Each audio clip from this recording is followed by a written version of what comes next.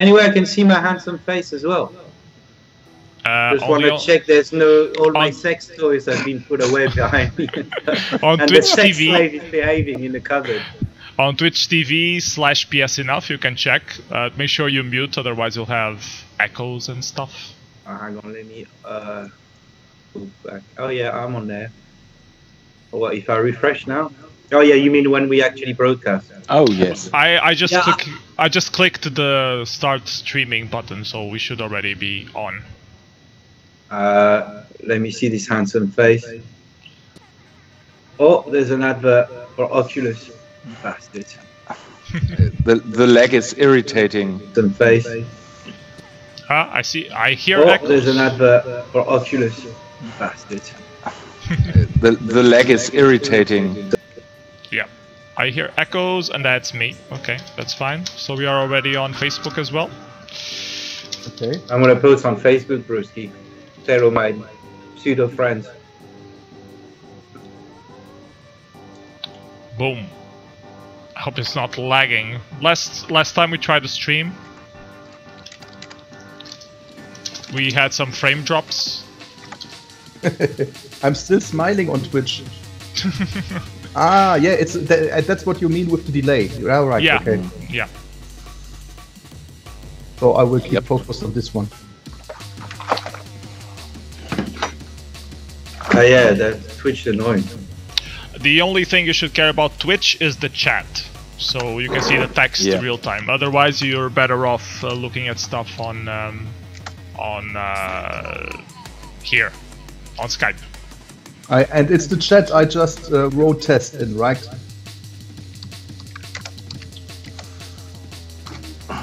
Let me check something. Yes, okay. A test appeared, so yes. Yeah, okay. I have to close. Yeah, okay, this should be fine. Okay, now everything looks fine. I'm gonna start spamming that we are live. And someone paused the stream. And that was Evil. Evil, why did you pause the stream? Because you can. Exactly, bro. Because it should be. Tell all my buddies. Evil's online, Bursty. Drop whatever you're doing. Drop whatever you're doing and pause the stream.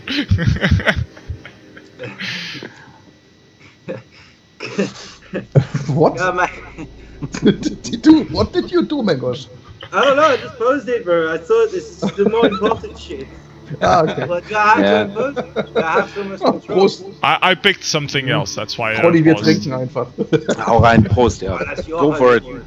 Stuff, oh, nice Santa Cruz shirt, by the way. Yeah, bro, I'm an old like skateboarder. Ah, cheers to that. Yeah, man, before I used to get into 3D graphics, I wasn't a geek before, I was cool, you know what I mean? I was a skateboarder. I'm just a lame old geek. Yeah. I so get that. I wasn't even sucking at being cool. I always broke my feet. Like both of them at the same time? Luckily not, but... That's part of skateboarding though, isn't it? No, but I was really into skating, man, you know? Always going at the skate park. All in my 20s, I was massively into skateboarding. Which is like, you know, because now I'm still only about 24, so... I figured out it's called All Impossible for a reason. Yeah. I can't do it without breaking my feet. You're right, bro. That's a harsh way to figure out. How many attempts did it take you to figure out that it was impossible? I never bothered with impossible, actually. I did loads of other 360 flips, you know, loads of grabs, loads of transfer. I was really good at doing big jumps at a skate park and grabs and stuff. I used to do competitions and stuff, bro, like Demoscene style, bro. Whoa. Yeah, yeah, that's cool. I just know flips from shopping and eating. Less painful experience. That's true. Yeah. Alright, so anyway, we're watching Johan's new demo, bro.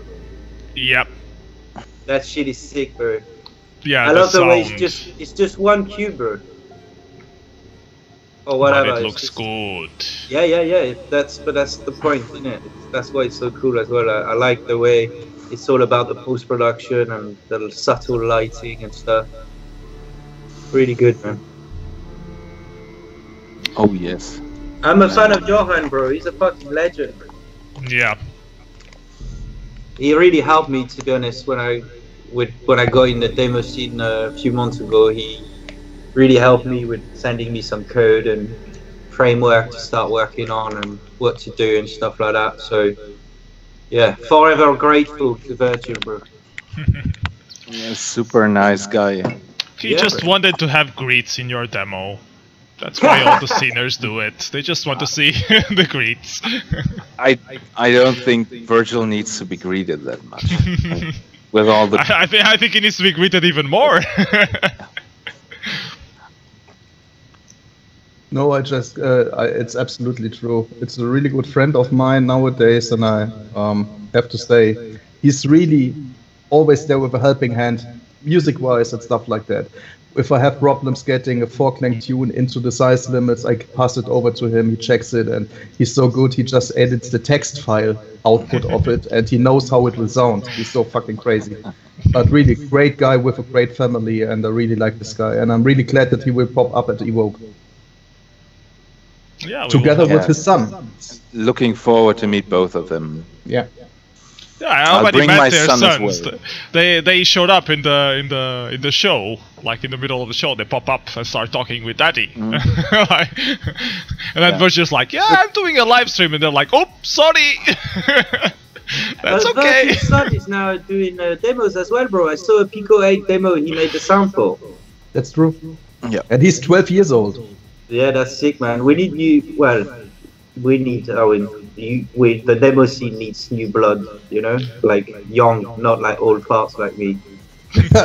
Well, like 25 is way. 25 you're only 24. You're already 25 now. It's your birthday today. Look at Nobi. Isn't he incredibly young as well?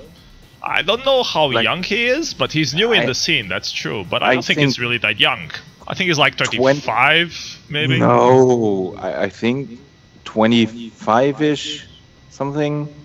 Maybe I'm wrong. Nobi, please come here and correct me. Hey, Dither, welcome to the stream. How you doing, mate? Cheers, guys. Alkama. Laila, hey. So what are we watching now then? Now we are watching the winner demo of Assembly, actually, by Adapt. Cool. Adapt. Oh yeah, I've seen this. Oh yes. They've been... seen this. Yeah, it's cool, man. It's like worlds into worlds into worlds. They have been spending like 10, 15 years always getting second place, and they finally managed to win. That's good, man. A controversial win against CNCD and Fairlight, but it's a win nonetheless, so I guess it counts. I think they deserved it. I mean, the music by Basscat, that's fantastic. It has this very 4K-ishy, unpolished kind of Demoscene-ish 90s vibe, and I love that. It's great. Yes, they know they could have done anti-aliasing and stuff like that, but then again, the CNCD stuff, it's awesome, but I've seen that before. I have some issues with CNCD because I don't think the music fits the visuals that much. They try to force fit it too much. That's my main thing against the CNCD Fairlight thing, because otherwise the graphics are awesome, the music is awesome, the code is, we already know, Smash's engine, it's awesome, but there's something missing there. I'm not quite sure what, but there's something missing there. But it's a lot of work. I mean, big problem.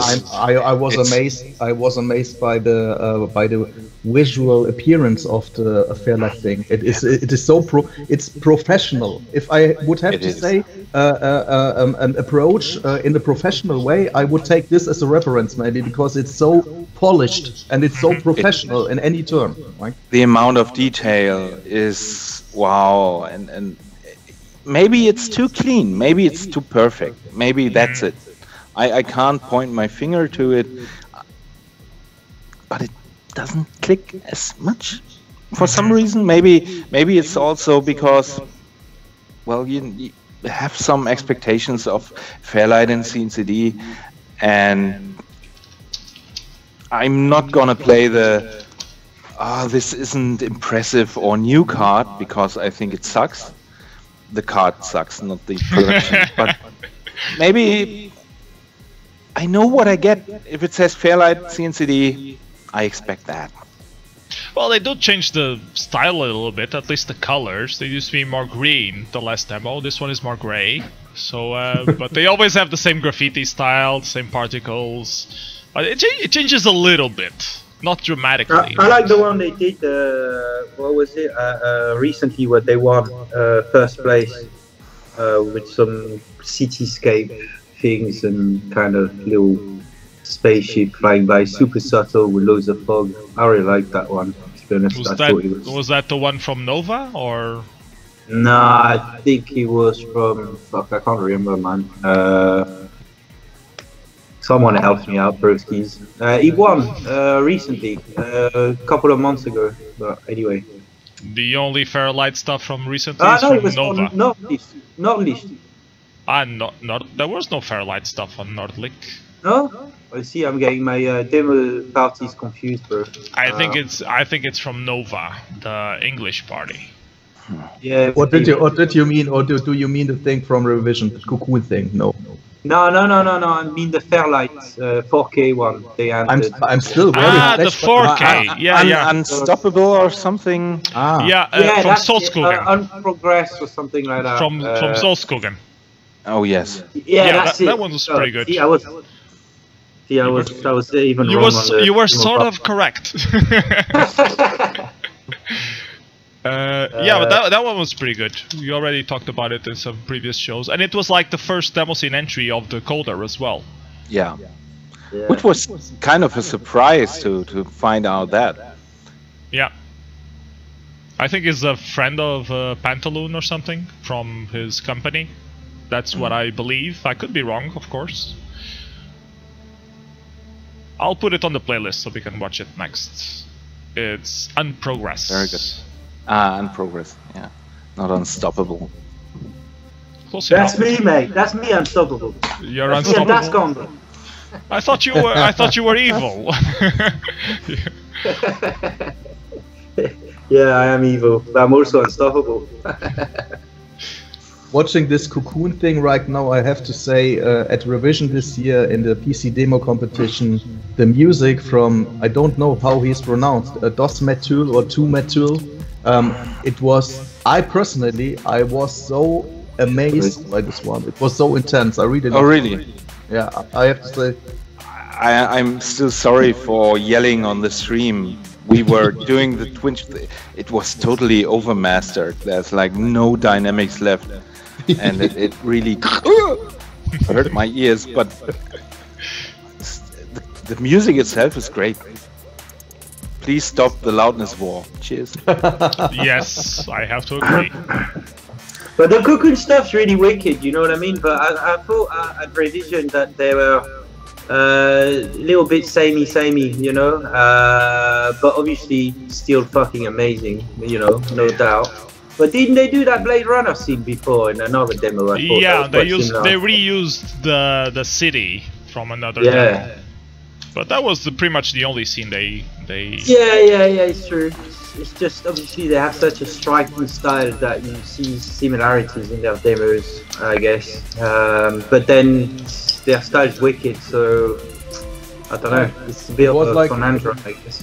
It's true, it was like straight into your face for the entire time the thing was running, and I was sitting there, it was like... Yeah, because it was great, I liked it, really. Yeah, it's wicked stuff.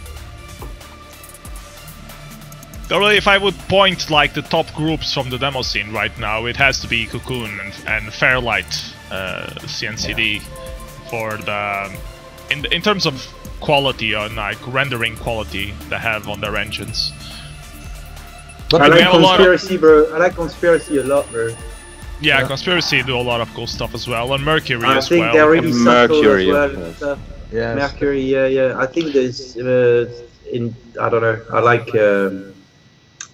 Yeah, I thought that the way Conspiracy do their demos is really subtle and like really, I don't know, really great kind of subtle storytelling as well. And as well, it looks really good. It looks really wicked. They're 64K, really impressive. Yeah, Alchemy is doing a shout out to Still. Yeah, Still are pretty good as well. They would also rank on the top 3. Don't you guys miss when we had like votes on Andromeda? Sorry, I saw someone say Andromeda, man. What the fuck, man? These guys are crazy. Yeah, I don't like these kind of lists. I'm personally not a fan of that because it kind of feels like there is an objective kind of bar that you can put on things. That's the world domination, you know. The competitiveness. Yeah, you're right, mate. I don't know. You're right, but in the end, people kind of just like to classify things, I guess. You're right, though. It's kind of lame. But then, don't you like to see list of the top 50 albums of this style of music and kind of think like that as well? How does it even work? I mean, well, it depends on who made the list. It's totally subjective, yeah. But I mean, see if the guy knows his music, it can be interesting still. Well, then again, there is, for example, when we're talking about Fairlight and CNCD and the stuff they presented, that's the top bar of the visual end. Let's talk about originality. Give me something I don't expect.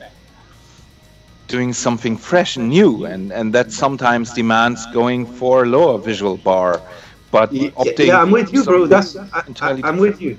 Sorry, I'm with you because like that's kind of what I was trying to say. Maybe with Cocoon as well. Like, obviously their style is amazing. What they do is amazing, technically and visually, actually both amazing. But maybe now that I've seen quite a few of their demos, I would be more impressed by something fresh. But arguably, that's how Cocoon, Fairlight, and all that became who they are, by suddenly breaking the game and farbrausch winning all the 64K and all this stuff, you know, and then Conspiracy winning them by bringing something new. I guess that's competition for you as well, isn't it? No, that like these guys are here for a reason. Like they also broke all the rules and did something new and wicked suddenly. Of course. Yeah, okay. It's lots more than that. I think the list never ends. Basically, you have Logicoma. There are Poop Rain. There are so many groups that are outstanding. ASD, for example. There are so many fantastic stuff. What I like, what Ronnie said, is things that break the borders or that open up the view from the own plate. I think this was this one demo from Revision that was timed so very good in sync with the music. I don't remember the name right now, but you know, it wasn't. It won another party with another demo. This group. I don't know if you remember, guys. How was it called? It was a demo that was very good synced with very good and very unique music, and which wasn't coming around with the very best effects or something like this. But it was a perfect syncing stuff you have seen for some times, and people were saying, "Oh, this has to be ranked much higher at Revision normally," and this was an exception for me. I don't recollect the name right now. Yeah, I don't. But what about that one, the 4K that actually I thought was gonna win? Was the last one they played, the one that's just actually a corner with a ball and loads of... the one from Nobi. Oh, man. Yeah, man, so great, so great, so great. For me, see that looked quite new as well in the simplicity and stuff, but the effects, the visual effects on top, the post-prod, the colors was just fucking amazing, bro. That was my favorite demo actually for 4K, was this one. And that's a little bit what I'm trying to say, is that there are so many angles from which you can think about making art and demos and anything, that I can possibly never put a bar or some kind of objectivity to that, or say these are the best and they suck, because I just thought about Cosmoplovgy and Minimal Animal. PS those were the days. Nosfer, hey, cheers. Love them for a reason. They put a finger into something that is like, even if it was just fucking annoying people, but in a good way. Like, yeah, they try you can't watch this things without suffering in a way. It's like, yeah, that's just white noise and all the crap. That's still great stuff. I mean, if you look, for example, at this Twitter bot Archilect, you probably all know it. Yeah, I know it. I follow it. Yeah, which is just curating stuff. Yeah, it has an algorithm that goes for the things that have more thumbs up, and he retweets those. But it pulls out stuff with so much consistency that it's art. To me, that's art.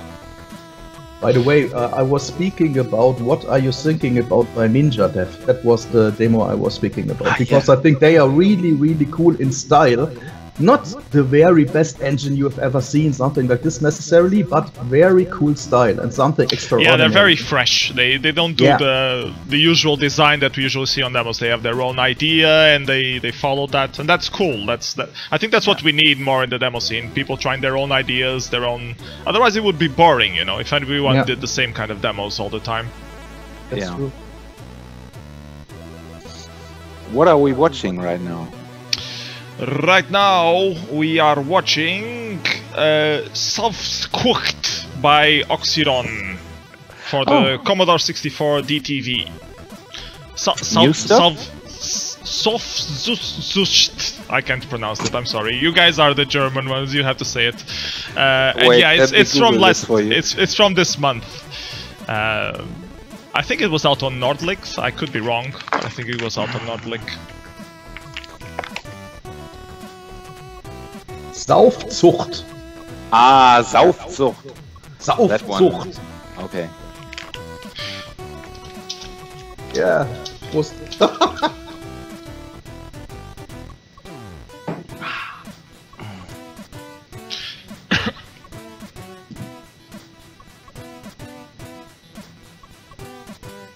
I'm getting drunk.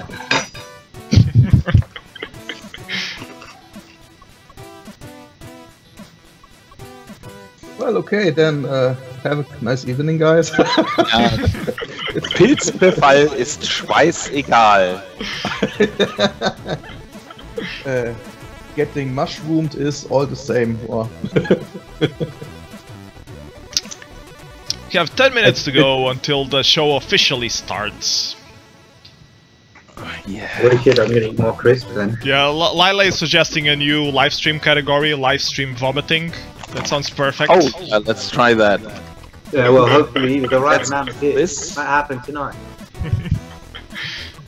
I remember, do you guys remember that guy from Breakpoint who was a Norwegian guy who just came to Breakpoint and he just puked all the fucking time? And there were videos of him. He would drink a lot, then puke, then drink some more, then puke again. Wow. And then he would stop. He had to be sober for a little while because he participated on the wild entry, which was him dancing Michael Jackson. Vomiting. And then he finished. He did vomit on that one. Then he finished that. Then he went back to drinking and vomiting. Awesome.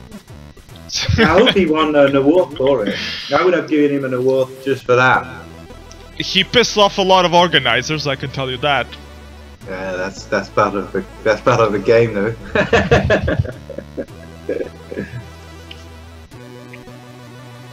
What the hell? Well, I'm trying to remember his nickname. I think it started with a B or something like Braun. I don't know. I need Norwegian experts here. I'll be back in 5 minutes. Okay. There goes Dascon taking another bathroom break. He said he would take at least 3 bathroom breaks before the show even started, so I guess this is number 2. He still has 10 minutes for another one. Yeah, it should be enough.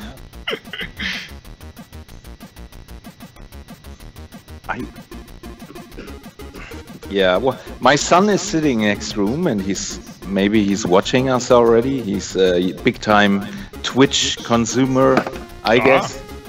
And I had my Twitch aha moment this revision actually, when 4,000 or 5,000 people tune in. And I was like, wow, this is really happening. And Truck and I are talking to, and there's like a shitload of people listening, and wow, what's happening? Yeah, he got on the front page of Twitch. This weekend when Evoke did the 20 years transmission thing, it also got on the front page. So we had like 500 people watching the Evoke thing. Yeah, it was pretty good. Awesome. Yeah, well, what I liked most about that were the reactions of those people who had no idea what was going on. Yeah, people randomly just showing up. What's this? Why are people watching this? I had to explain. I was sofa scening, so I had time just talking in the chat. I had to explain the same thing like 5 times. What the demo scene is, what the demo party is. Did you also get the moment when people watch something and you explain to them, well, this is generated from a very small file, and all of a sudden it's like, wow. No shit, really? Wow, that's incredible. And how can I do that stuff? Yeah, I'm hoping it was a good how do you say outreach, you know, and that we will get a few new. There was actually one guy on Twitch who lived in a city nearby. And he was like, "Well, this is awesome. Why am I not there?" And we're like, "Why aren't you there? It's like you're saying it's 50 kilometers away. You know, just get your car, go there. Ah, but it's already too late. It's like the first day. It's like a whole weekend. You can still go." Yeah. Well, I totally like that. It clicks for people. This magic of computer thingy. So, how do you guys explain the demo scene to people generally then? Well, we try to say real time. If they don't get what real time means, we have to explain the game versus watching a movie. You know, that movie is just playing stuff, and the game you can control it. So the graphics have to be rendered in real time. That's usually what I use. I get to explain that a lot to people because, well, I don't know why. It just happens. And what I tell them is, it's about the love for doing stuff and creating stuff and setting yourself boundaries and committing yourself and having the absolute freedom of choice for doing anything you want to, and having a set deadline, but also getting a instant reward for putting something out in the world. I mean, if you make a track and put it on SoundCloud, who cares? This is there is more to just it's real time and stuff. It's highly rewarding. I totally agree with you. And most of the other scenes, most of the other creative scenes, you don't get like feedback at all. Like, you do music, you put it up on Bandcamp, maybe 1 or 2 guys buys it, you don't get any feedback. On SoundCloud you need to spam it like hell to get some comments. You need like years until you make a name for yourself before you get feedback. Same thing on YouTube, you know, if you're a creative coder, you share your stuff on Vimeo, you know, no one cares. You're doing your stuff, they are doing their stuff, there's like no real communication. On Demoscene, people check what each other are doing and they give feedback, and that's, even if it's bad feedback, at least you get some feedback, you know? You feel like people watched. But I think everybody in the scene who has been at the point that, oh, this is dying in a way, should somewhere like to see anything fresh coming up by somebody, even if it's shit, because next year it could be someone crushing you to the ground. Beware. Yeah. Like the kid who made the music for this Pico 8 intro right now. It can be kicking your ass in 2 or 3 years' time. Hopefully he will, bro. Hopefully he will. This is the kick his father's ass. Well, he's Virtual's son, so I wouldn't be fucking surprised. You know what I mean? I want to see Virtual's son Aaron competing against him in the music competition one day and beating him. And this will be so cool. It will be like, okay, I can go for retirement. I retire. My kid has taken my place. I was going to say that the kid has an advantage that other people don't have because he would have a special mentor, but the truth is Virgil helps out a lot of people anyways, so he doesn't really have that much of an advantage. Well, he's got more close access to Virgil. You know what I mean? Virgil can't escape anymore, but now he's going to get his son asking all these Demoscene questions, how to code this, how to do that, how to make the music and stuff. Just use a text editor. But in this production we are watching right now, Virgil told me his son really, and he said, I tell you, I'm not joking, he didn't edit one note for him. Everything was done by his son all alone, and I think it's really cool for a first production. I mean, if I think about my first chiptune, then this is way better than anything I started with. It's a really cool tune and a really ear-catching melody. Yeah, super cool, man. And it has Pico the guts. Pico 8 is great, by the way, man. I've been looking into it a bit, man. It's such a cool idea. So wicked. I got a couple of guys that work into it already. I remember was it XXX who also did a Pico 8 entry with his daughter, I believe. So it seems that Pico 8 is an accessible platform for for kids to mess around with as well. Yeah, it's really easy, man. And it's got like a sort of, it's kind of like a Pocket Unity sort of thing with like even you can do your graphics, your animation, and all this, and then code them straight away. It's very satisfying platform. Although it's super limited as well, but that's part of the game. The only thing I didn't like of it when I was checking it was that you had to pay for the SDK. That was the only thing I didn't like about it. Yeah, you can get those. I've been looking into it because I'm gonna get one. You can get those pocket chip devices, and then it feels more like your real hardware. Yeah, you get this. It's like $69 for the hardware. Apparently it's amazing for coding, but for playing the game, the keyboard's kind of shit. But you can 3D print a mod for it to do like more of a cross, like a directional arrow thing, and it works really well apparently with that. And you can code. You know, it's got a screen and it's like a little Game Boy thing, and then you can code Pico 8 stuff. But does it come with the SDK? When you can, yeah, hardware? You can get a bundle with the Pico 8 SDK, I think. I'm pretty sure. But yeah, it will still be like 80 quid or whatever, 80 euros.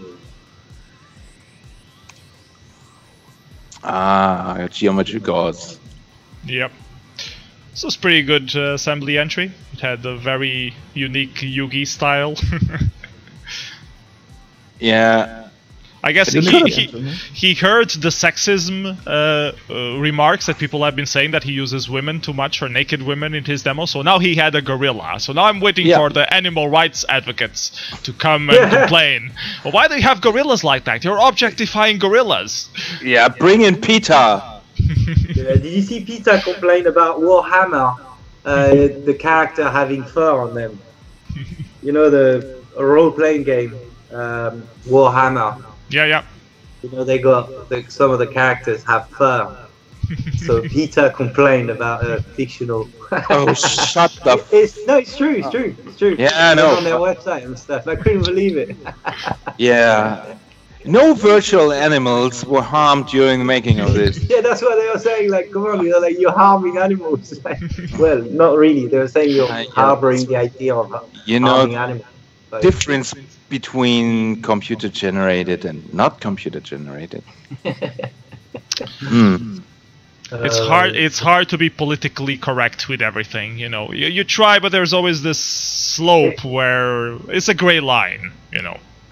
But even the thing is, there's always going to be some guy who's going to be offended by something else, and I think if you start thinking like that, then you wouldn't even have things like the Demoscene and stuff. Or you would be so bland, you know. Just fuck it. Fuck it, yeah. What about the rights of cubes? Cubes get objectified all the time. See? Cubes right now. Why are there so many cubes? What's wrong? Why do you keep existing? Why do you pick on the cubes? Did they harm you in any way? And very often they are destroyed. Yeah. Oh yes. Yes, I'm so sorry. Start the cube liberation front or something. Free them cubes from all them demos. You know, free all them data balls, free the bouncing ball, the Amiga bouncing ball. Has anyone thought of freeing it? Fuck's sake. Yeah, it's always stuck in the screen. Yeah. A few years ago, we had the same thing with ribbons. So people were so fed up with ribbons on all the fucking intros and demos. We're like, okay, no more ribbons, please. Will someone stop with the damn ribbons? It's enough. Okay, I think we are ready to start the show. It's 9 o'clock, at least in Lisbon it is. So let's get started. Welcome everyone to Mystery Demoscene Theater 9000 Season 2 Episode 7, I believe. Episode 7. Today I have with me 3 guests. First we have Ronnie Pries of Freestyle and farbrausch and a shitload of other groups. Tech Lords and whatever. He's coming live from Hamburg. Then we have Dascon of Desire, and what are your other groups, Dascon? Deadliners and Howjob. Deadliners, and you're in Howjob as well. I didn't know that. Okay. I joined them in 1992, I think, and at revision this year, XXX told me, "Well, you never left us, though." You were never gone. Okay. And last but not least, we have Evil from a few random groups as well. No, only one. Desire. Only one group? Only Desire? Okay. Yeah. Fair enough. Wait, what's happening? So I guess we'll start with Ronnie. So Ronnie tells us how did you get into the demo scene? Jesus Christ! What made you join? Once upon a time ago, boy had an Amiga, and I need to disable the sound just to concentrate and focus. Well, it was classic Amiga. Some friend of mine brought in these 2 discs with TRSI Mega Demo, and we just put it in, and I watched it and I didn't comprehend. I didn't understand, what is this? What does it want from me? It's awesome. It shows me stuff I've never seen before. It sounds amazing. And what is it? And then a few weeks later, he turned up with a butt-brain mega demo, and we watched it, and I was like, Jesus Christ, what the heck? Okay, I want to do that stuff as well. I need to. That's my son, by the way, FR07. Hello, son of Ronnie. How you doing? Yeah, please leave. Very polite. And no, we have our humor, not that. And well, so Amiga Mega Demo. Amiga Mega Demo and Amiga and butt brain, and that's it.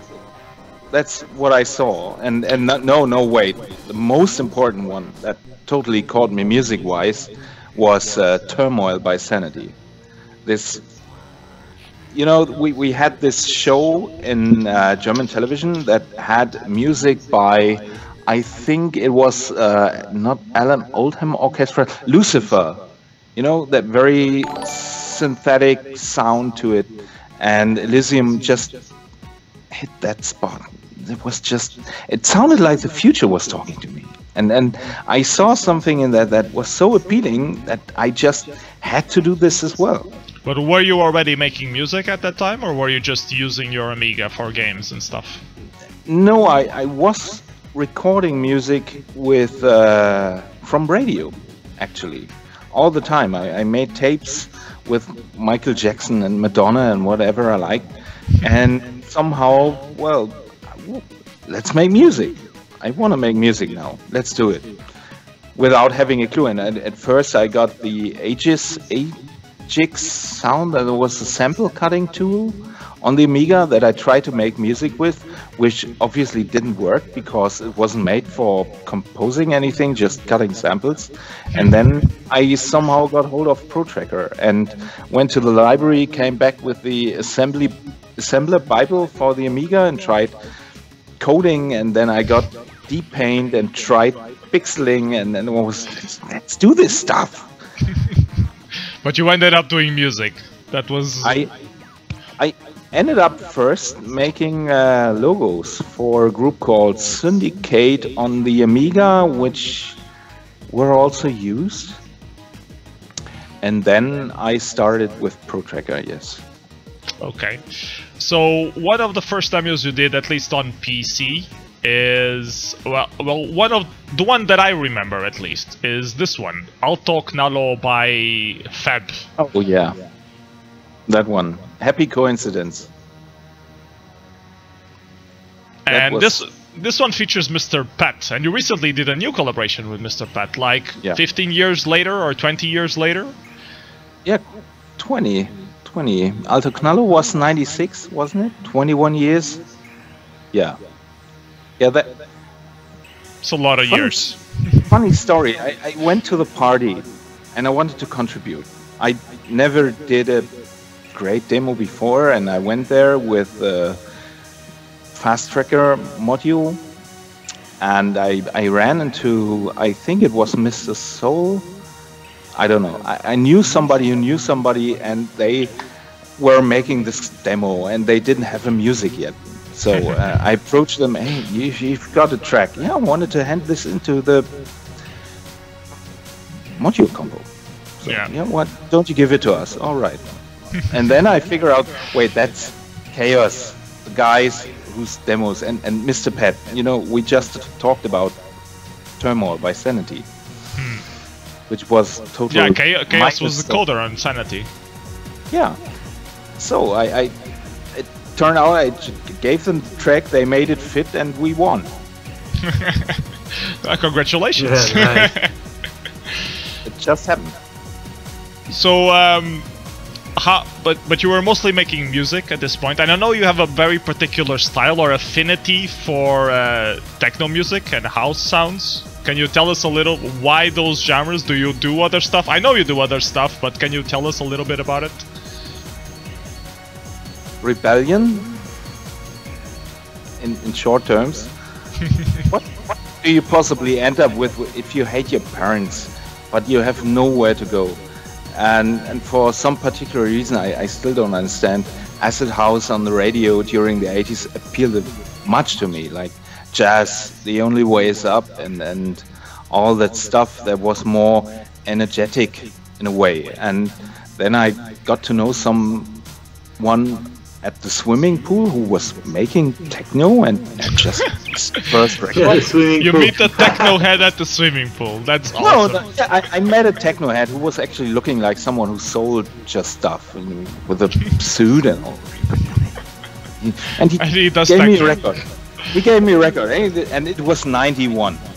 So that's to say, he gave me a record, Vorsprung durch Techno. Weird.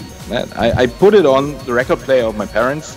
I was 14, and it was just mind blown. Like music I have never heard before, with so much raw energy to it.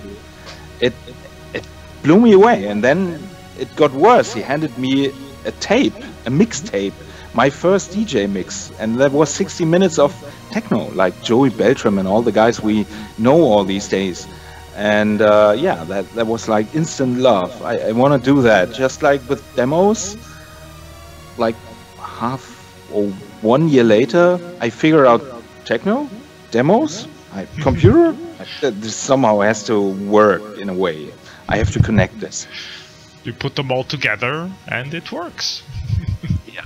And this music, we've just been watching, the production we've been watching is really pleasant. Still, after all these years, I like it. Thank you very much. Was it Alto Knallo? Yeah, it was Alto Knallo. This one is a little, well, it's equally controversial. That one was controversial because it won the compo, and the second place was, well, people say it was better. And this one is, for people who don't know, Elite Group.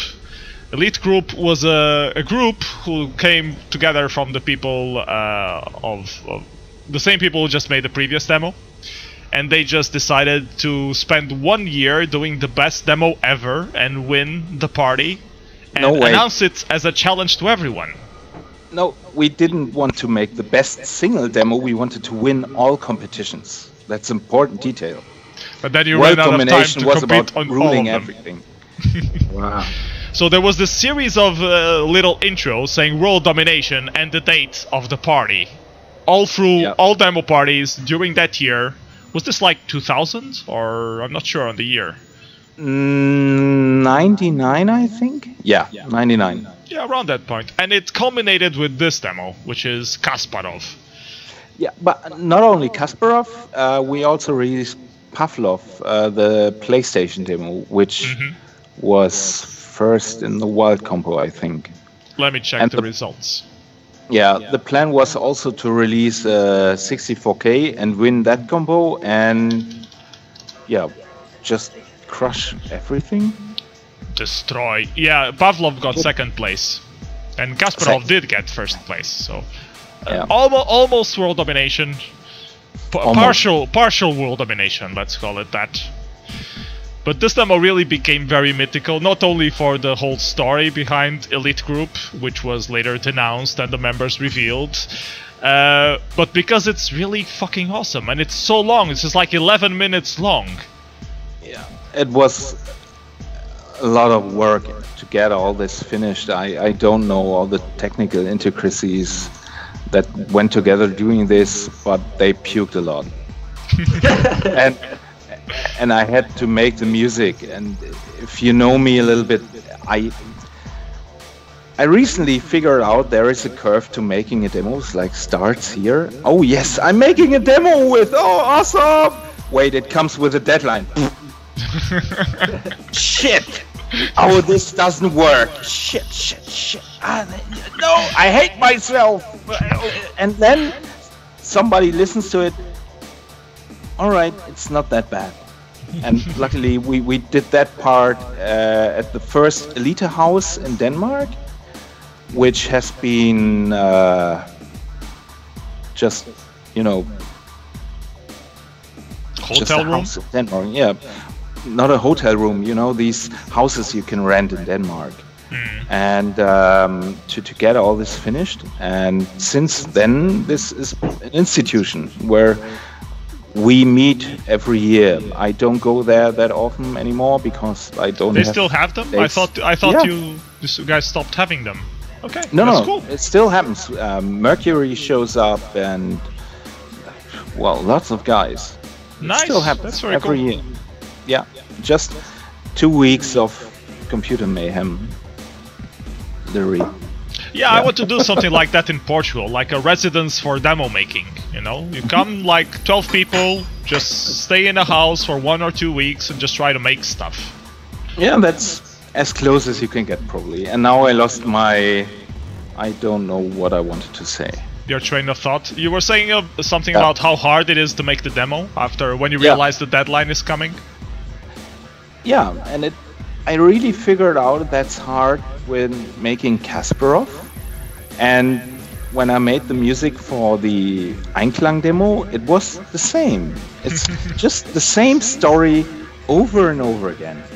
Like you commit yourself to doing something, and then there is this awkward realization, this comes with a deadline. Yep. But you better get taken care of it as soon as possible, so you don't have to stress about it. That's my take on it. Yeah, how do you guys think about that? I've been trying to do the demo for Evoke. I'm not doing the demo, I'm helping with the sound of the demo. So the guys just tell me, okay, we have this idea. They don't tell me what the idea is. I ask exactly what the timeline is. They don't know. They keep messing with the models. They complain that they're having a lot of work. And yeah, okay, but I need a timeline. Otherwise, it's impossible to try anything on the sound. Finally, he sends me that. So today, this afternoon, I spent the whole time just testing stuff and trying to sync stuff, and then just send them a file straight away so that they can play with it some more. So I just try to get rid of it as soon as possible. As soon as I get the request, I pick it up, I get rid of it, and then I send it, and now it's on their side, and they have to do the ping pong back.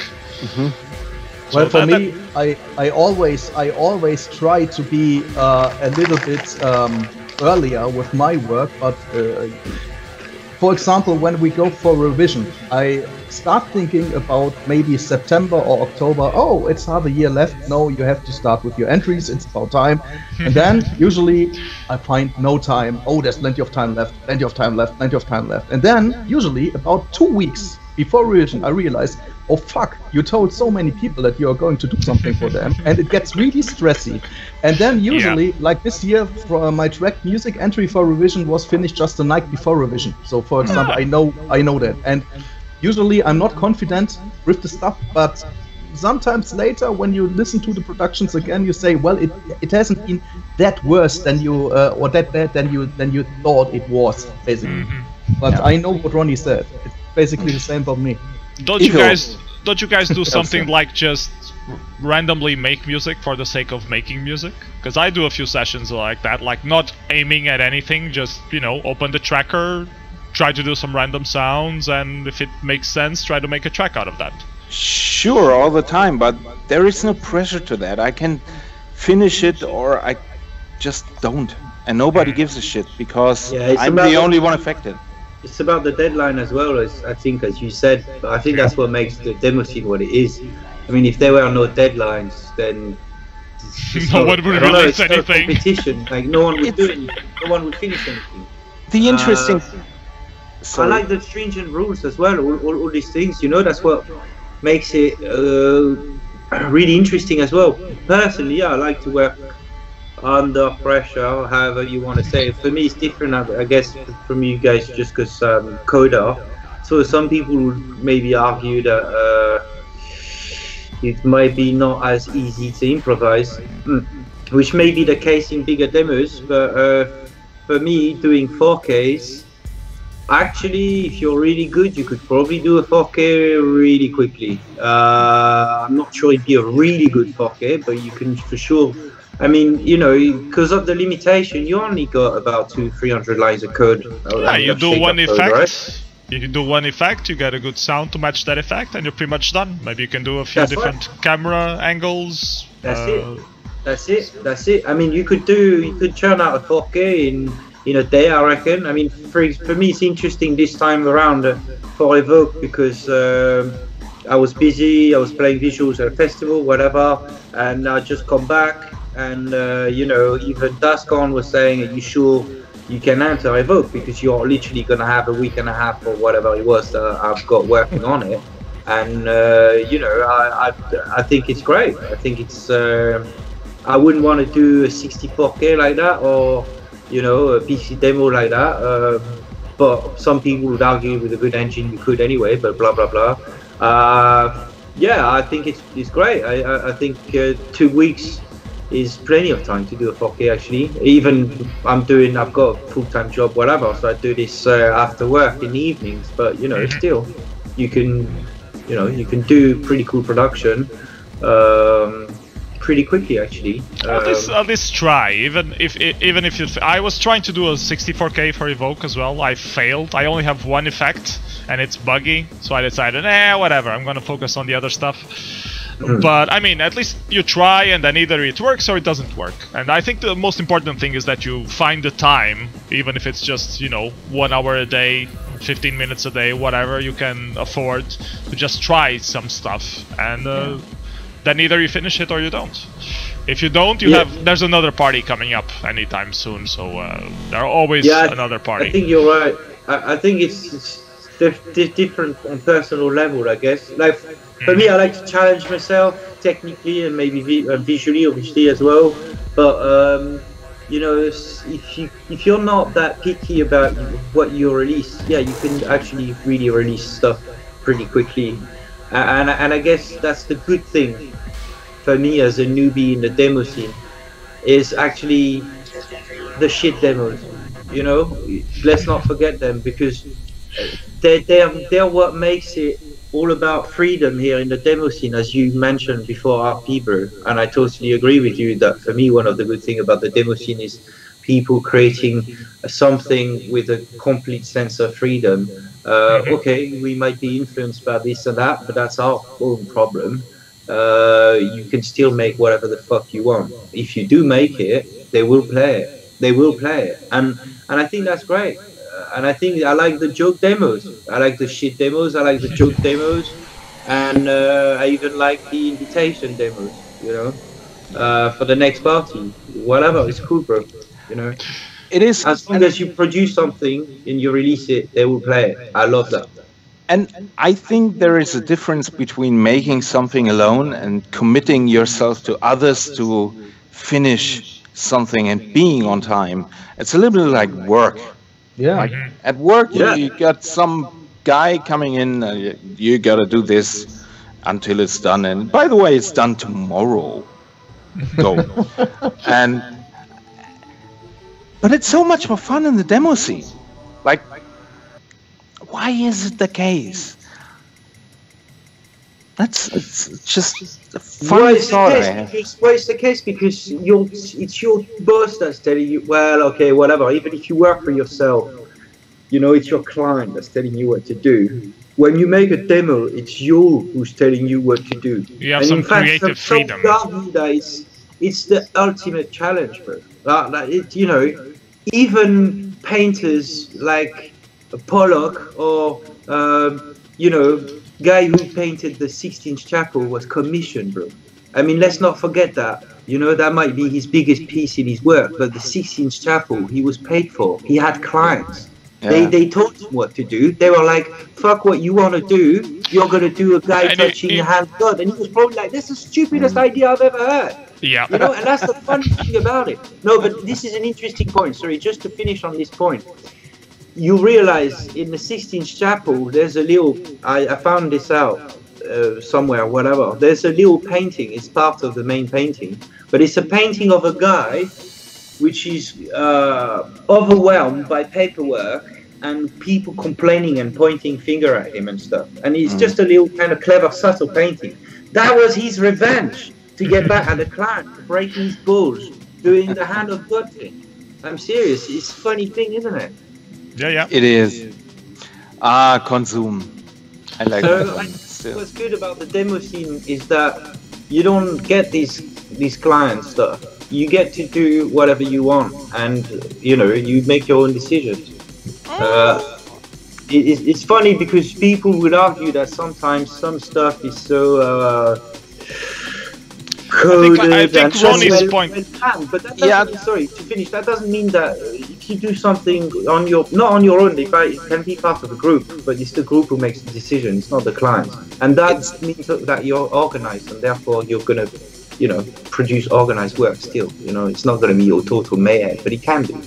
There is some kind of different peer pressure if you have 2, 3, 4, 5, 6 guys working on a fucking thing for 3 years, and they are waiting for you to finish the fucking music on time, which, by the way,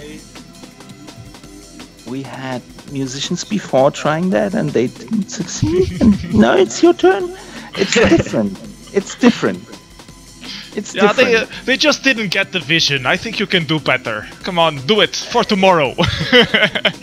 But I'm interested, RP, in your opinion, actually, in working in bigger groups, just because I've only really worked with Dascon here, and we just work. He makes the music, I make the visuals. I give him total freedom, and he seems to give me total freedom as well. We trust each other, and it's really nice. It's really great. But when there's bigger productions involved, bigger groups, 4 or 5 guys, don't they start telling you what to do? And doesn't that break your balls? Because then they become clients? No. I haven't experienced that yet. When the big things I made, like Kasparov or Debris and FR019, that's what I mean. We are all committed to doing this right. Whatever that is, you need to find out what defines right. Certainly Fiverr has his idea of how things should go or what he wants to convey. And it's my duty to find out what he means in his terms by using his words. And then it's my best to transform that into work that embodies his idea. Does it make sense? So, and it depends on how much time you have, on how much time you can be wrong. All right. In case of Debris, for example, there was no time. I had one try. I was the last guy to get the job 2 weeks or 3 weeks before the release. And I didn't have anybody to talk to. They were fed up with music and thinking about it. They just wanted to have it finished. You want to talk about pressure? That is the worst and best project I was ever involved with, because they trusted me. It's about trust. If you commit yourself to working with others, and that's what I'm missing in the real working world, we don't trust each other that much in a working context as much as I trust the guys I work with in the demo scene, because it depends on the team as well, I guess. It depends on the team. You can get some good team at work as well, people who trust each other and know each other well enough. But I understand what you're saying. It's different.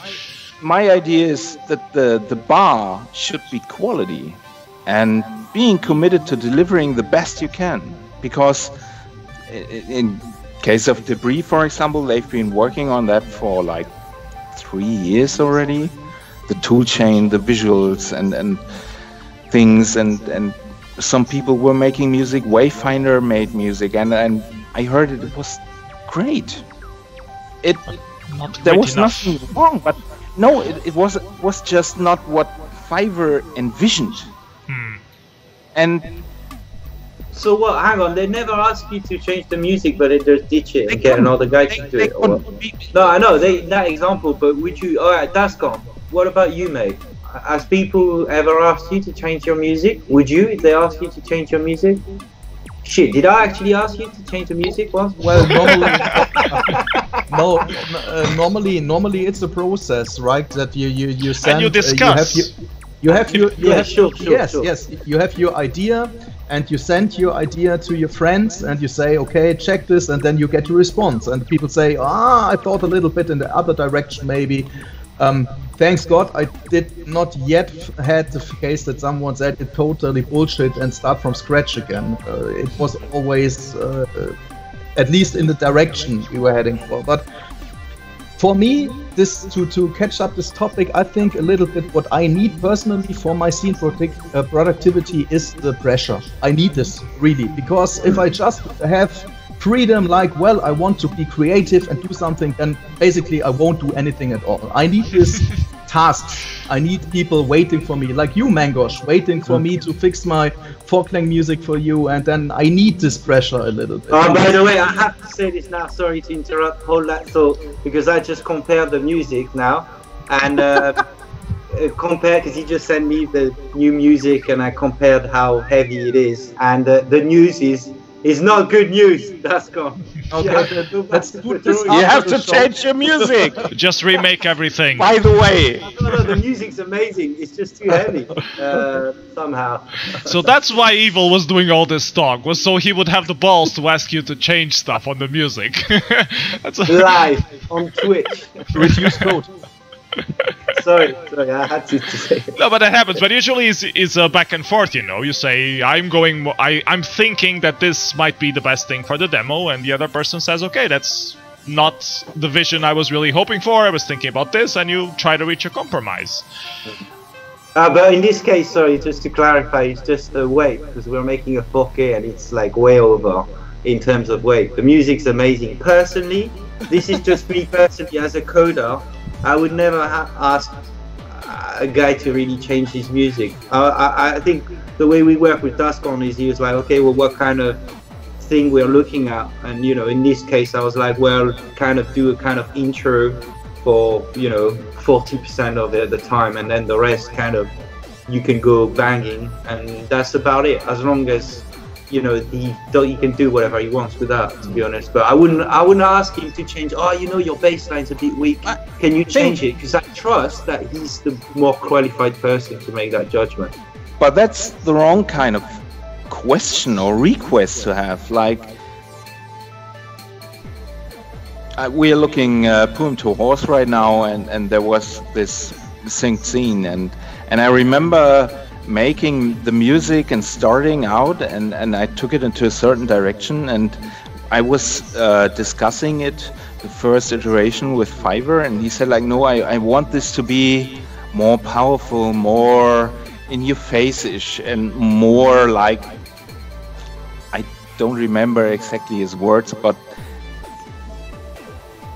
it was not like we discussed the level of your bassline sounds shit, but the energy, I want this energy in this part to be different, and to be more flowy or more in your face. That's fair enough. Yeah, that's actually, I guess that's fair enough as well.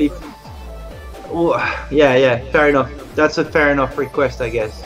I just wouldn't want to break the guy's creativity because it's very important for me. The whole idea of the demo scene we talked about, the whole freedom thing. There are some groups. There are some groups that also have this agreement that they do, where there is one person responsible for the design, and then they switch roles if they want to switch roles. Like we do this demo with this person in charge of the design, and the other person sort of works for him. And then you do it the other way around. The other person is in charge of the overall design and vision, and you have to do what that person envisions. So you can also do those kind of things. Like if you clash a lot, and some people do clash a lot with their vision and they want to stick with their own vision, you can try this sort of agreements. You know, on this project I will work as you say. On the next project you will work as I say. But it depends on the investments being made. If you've got somebody already working 3 years on a thing, you can't argue about that. It's his idea. The idea has been set, and it's set in stone. Well, maybe there are a few things you can discuss, but if you don't manage to satisfy his needs, you're the wrong guy for the job. Yeah. For example, with Deadliners, we had the second demo we actually released, Nautile, which was released at Revision 2016. s02e, who's our coder, did the music for this one as well, because it was absolutely what Ronnie said, his baby. And he was coding it, he was doing the concept, he was coding it, he was doing everything, and he was sending me music sketches and stuff like that. And I know that s02e is a very good musician in real life, and I said, it's your baby, and you know the best what you want to have with it from the audio side as well. And so he did everything on his own in this production, and it really fits very well. I think it's really solid like this.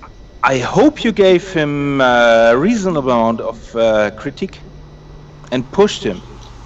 Yeah, I like think feedback. so. Yeah, of course. We discussed it. We discussed it, and he sent me previews, and I said, I would recommend you a little bit of this and that and stuff, and maybe change this. But he knew exactly what he wanted to push it. He wanted how to build up a climax, and it was much better. Like he would have told me what to do. I'm trying to transfer his stuff into audio, and then maybe not hitting the spot because it was his baby.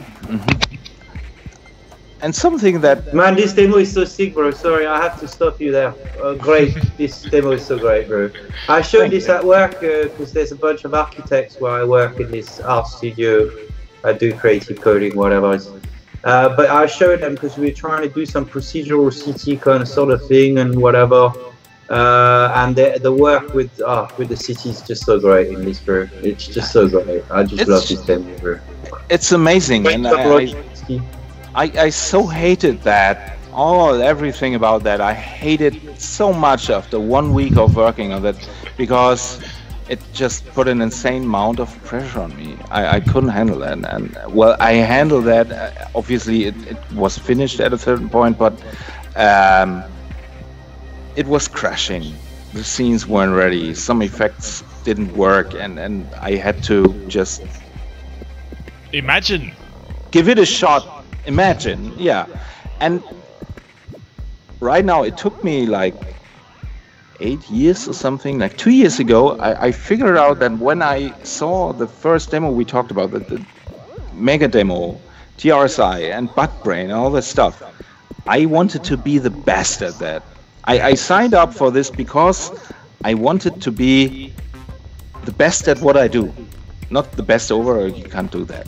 But and then I figured out this is my best work for a reason. It obviously is good. Somehow. Ronnie, I have one question. Have no idea, but I have one question about Debris. Would you change anything in the soundtrack after you see the visuals? Yes, Did you see something that? Yes, why don't you do a final version then? Sound-wise, the clap isn't precise. It has issues. I would have added more stuff. I wanted to add more breaks and detail, and even change some sounds, like the signature sound of that, which yeah, I was like, oh, that's way too loud. People are gonna hate it. Oh, it's industrial. Yeah, but it's industrial. There is a ton of things. I see it, and I see a lot of things I would have wanted to change, but I was running out of time. Yeah, but Well, why didn't you guys do a final version after it was finished? I mean, with the improved soundtrack. We were sick of it. It was such an exhausting project. Bus Tracker. I made it with Buzz. It always crashes. Buzz is awesome. I use it all the time. It still crashes nowadays. I love it, but it crashes a lot. And then when it was finished, I was so relieved. I sat at the copper and I cried. I really sat there and I was so relieved I cried. Oh my god, For finally it's over. I had to go outside and walk into a corner and cry my ass off. You don't believe it? It's true. I went outside and cried. Because it was done. And people liked it because I was so Dascon probably, you all know it. You're working on something and you lose the connection and you just, it has to be finished. It's got to be done. I don't know what this is anymore. Is it good? Is it bad? I just want to get it off my list. Let's get it finished. Yeah, that was that. And it was finished and done and played, and then it was a major relief to have all these people around me with standing ovation. Yeah. And that happened, and I went outside, and Fiverr didn't hear the soundtrack before, Chaos didn't hear the soundtrack before, because they were sick of the project. And they just wanted to have it finished. And I sat there with all this pressure, and it fell off of me, and I went outside and cried. Well, I hope it works, and it kind of did. Well, everyone loved it, so... Usually my wife walks outside and cries when I'm tracking. That's not quite the same. Yeah. So Ronnie, is this still the project you are most proud of? Yes. Anything. Just my son is one bar higher. Because not because of the finished music or because of the greatness of the soundtrack or whatever. I still think that's okay. But because I managed to get it done. Because people came to me and they said, we need to get this finished and we want to get this off our lists, and you have 3 weeks now, and by the way, you can't use your favorite music production software but use Virus 2. And I was like, Jesus Christ. And I went to Breakpoint without halfway finished soundtrack. And I'm super proud of finishing that thing. That is my impossible project. Maybe, I guess everybody has this thing where they thought this is never going to get anything for to finish it. If it's finished, it sucks. But this is the one thing I'm most proud of. Okay. You keep producing sounds, you're mostly doing techno stuff. I have in the playlist a demo that you did with the MFX guys, which I will play next, which is this one. Juggernaut. You did also another soundtrack for them, Mono Part 3, but that I couldn't find a YouTube version of that, so we will have to play Juggernaut instead. And MFX has this style of demos that now and again they really go for techno stuff, dark techno. So your sound really fits well into their stuff. So how was it like working with the MFX guys? Was it just you threw them random tracks and they just picked one? Yep. I had an EP finished lying around, and Nico came to me, Uncle X, and said, I need a track. You got something? Yeah, well, here are 4 to choose from. Oh, this will fit. All right, done. So what did you think of the result? I love it. It's very techno. It is this just techno club experience. Flashy stuff. It has a lot of velocity and pace to it. And yet it doesn't... That's what I like about Minimal Animal. We had the topic earlier. It's not about great visual effects, but you get into that, maybe. And if you do, it works. If you don't, it doesn't. I remember you guys did a good cameo of Minimal Animal with your demo called Cargo Cult from farbrausch. Oh, yes. I remember watching that at Evoke, and when I was watching that I was like, okay, are they making fun of us? Because this is totally Minimal Animal, Minimal Artifact style. But then I talked with some of the guys and they were like, no, this is a real demo, we really like doing this. I'm like, okay, so maybe they're not making fun of us, they really enjoy ambient kind of stuff. You should ask Rick about that. It was his production, and he asked me for a track, and I had it lying around, and I just sent it off to him. He said, "Yeah, well, it's going to be glitchy and stuff, and not really what I want to do, but I don't have this lot of time, and I do that." Period. And I like it. It's glitchy and dirty and filthy, and it's not highly polished or anything, but it has character. Yeah, character. Yeah. So that wasn't planned. Okay, if anyone in the chat has any questions specific for Ronnie, this is a great time to ask them. Otherwise, just enjoy Juggernaut by MFX, and then we'll move on to the next guest.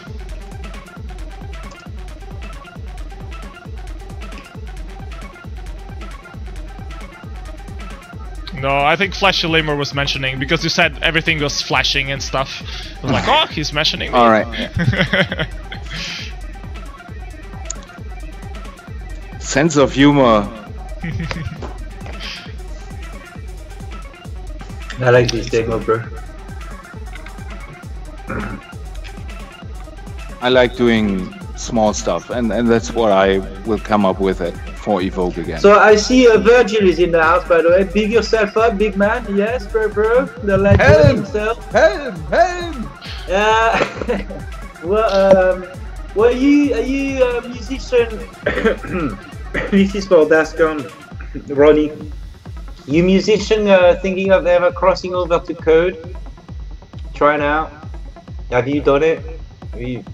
Sounds like you've done it a bit, Ronnie. I can't code. He looked at an assembly when he was starting at an assembly manual, and he just decided that that was not for him. No, I can't code. I can do HTML and CSS. That's it. Period. I'm done with that, and that's fine. Lila is asking an important question in the chat. What would you do if you were starting again? Like, as a new Demoscener, what would you do? Your process, meeting people? You're asking me? Yeah.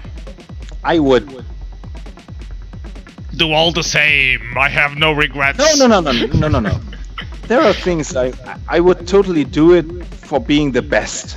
That's where the energy comes from. Like, be someone, try something, go for the long sprint, learn something. I was never talking to anyone at demo parties. People just saw me carrying in a computer and never talking to anyone except Chaos or whoever I was working with. And the rest was like, oh, people. Talk with people. They know everything. In the scene, you can just approach anyone, be open. That's what I do differently right now.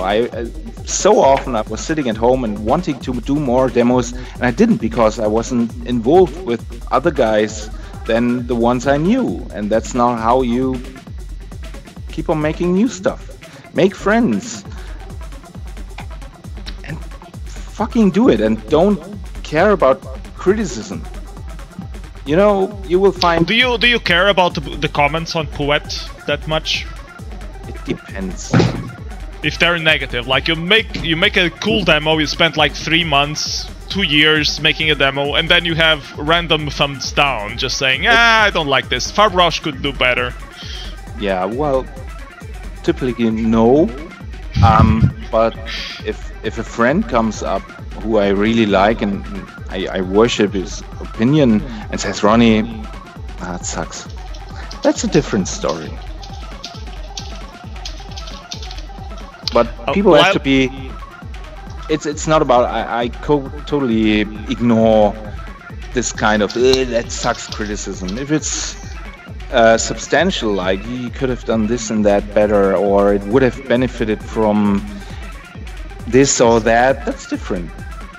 But very often I know that already, so I try to not care too much, and that sometimes works better, and other times not that much.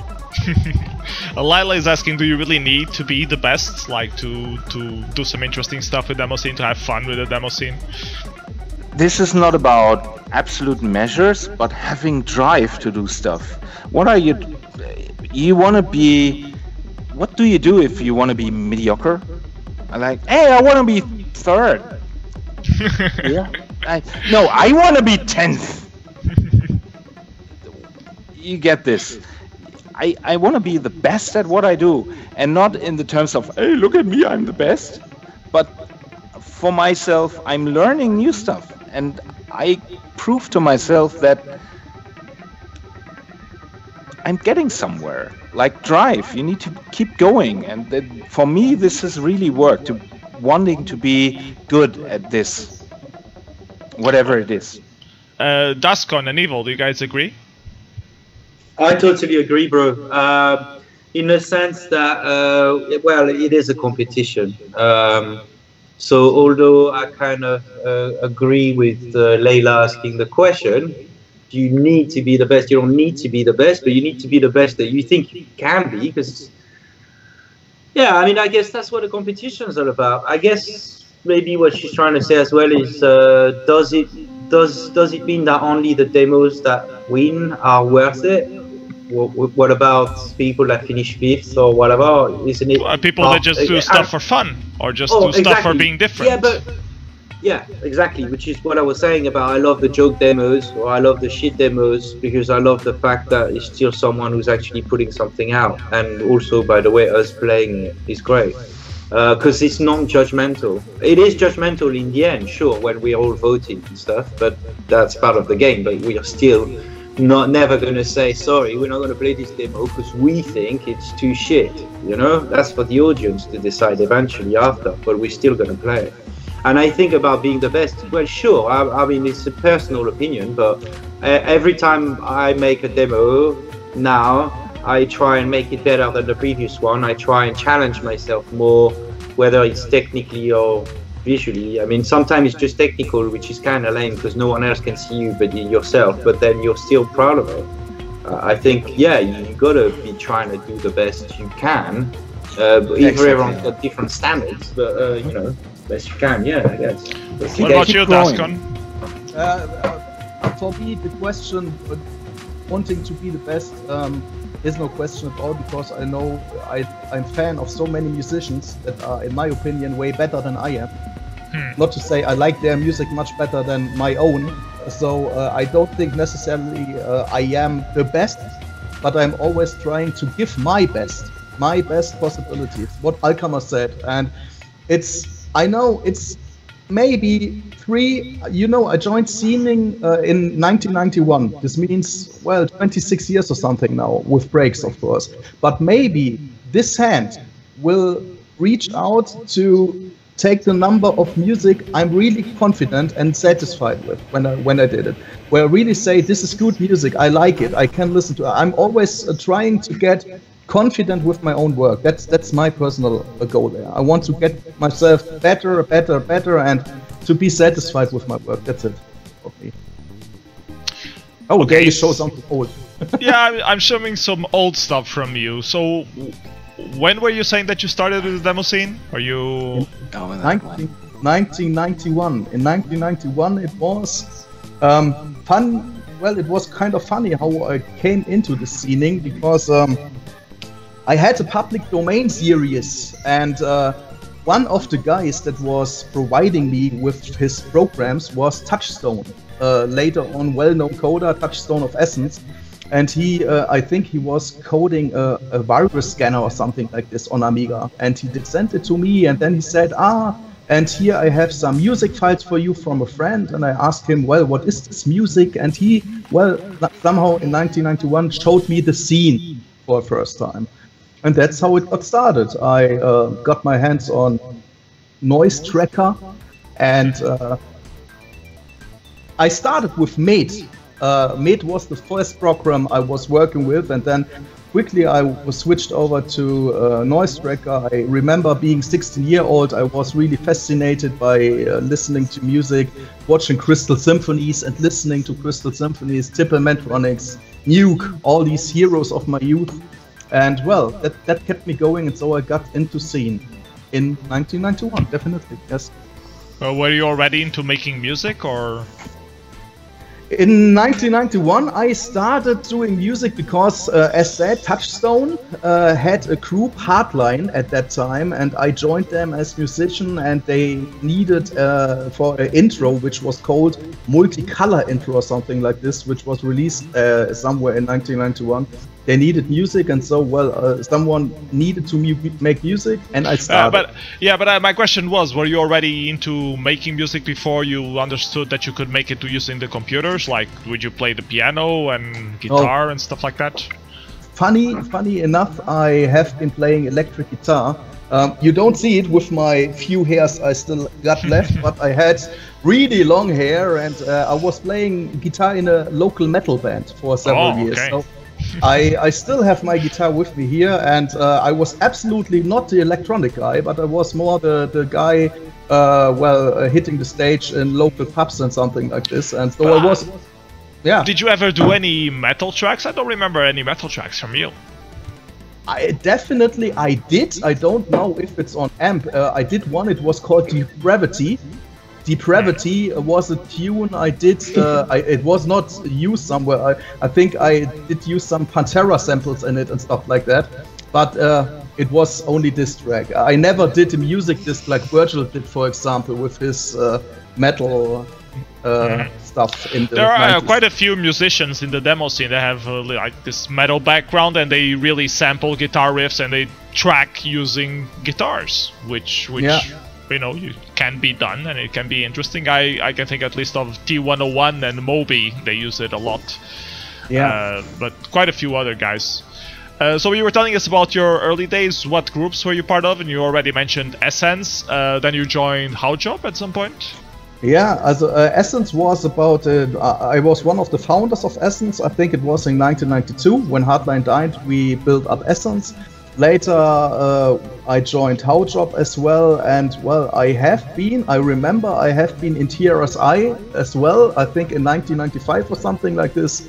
Well, after that, like in many lives, I did my university stuff, and I was lacking time. I was enjoying my spare time more than that. I somehow lost interest in scene, not in watching demos, but in having the spare time for doing music.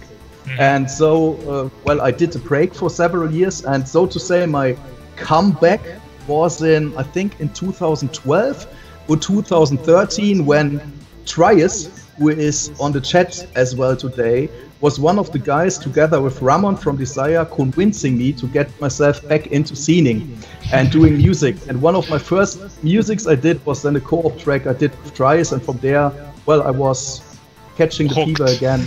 Yeah. Hooked back into the underground. Yeah. Kind of. So, may I interfere? How was tracking for you again after all these years? A little bit like the word that people say, you don't forget how to swim. It's not that fluent anymore, and maybe you knock your head sometimes at the borders and stuff, and you have to check Google again, like what are the keyboard shortcuts and stuff. But you really get into it quite soon, I think. And you get it. You don't really forget it completely. It was pretty okay for me too. I am tracking. I am still one of these guys that are still doing lots of 4-channel music. I'm still using trackers nowadays. What trackers do you use nowadays? Well, on PC I'm using the Pro Tracker clone that has been released for Windows, but mainly my Pro Tracker tunes are done with OpenMPT nowadays, because it's faster for me to edit with this one. It has many advantages for me, although I have to say the real deal, the music quality, and because it sounds more like the real Amiga tracker I'm used to, is still the Pro Tracker. So I rechecked with emulator as well, with the original Pro Tracker 2.3D. Well, and then for the music I'm doing, like for example with Mangosh for 4K and stuff like that, I'm using Renoise as well. But basically I'm Pro Tracker user and I'm Renoise user, but I haven't done, for example, streaming music yet, stuff like that. Yeah, and Ronnie, this is a question that I forgot to ask you. What's your setup for doing music? Mostly Ableton Live. I recently started using Pro Tracker again, the 8-bit Bobsy clone. And I'm trying to get into Bitwig right now. Into what? Bitwig.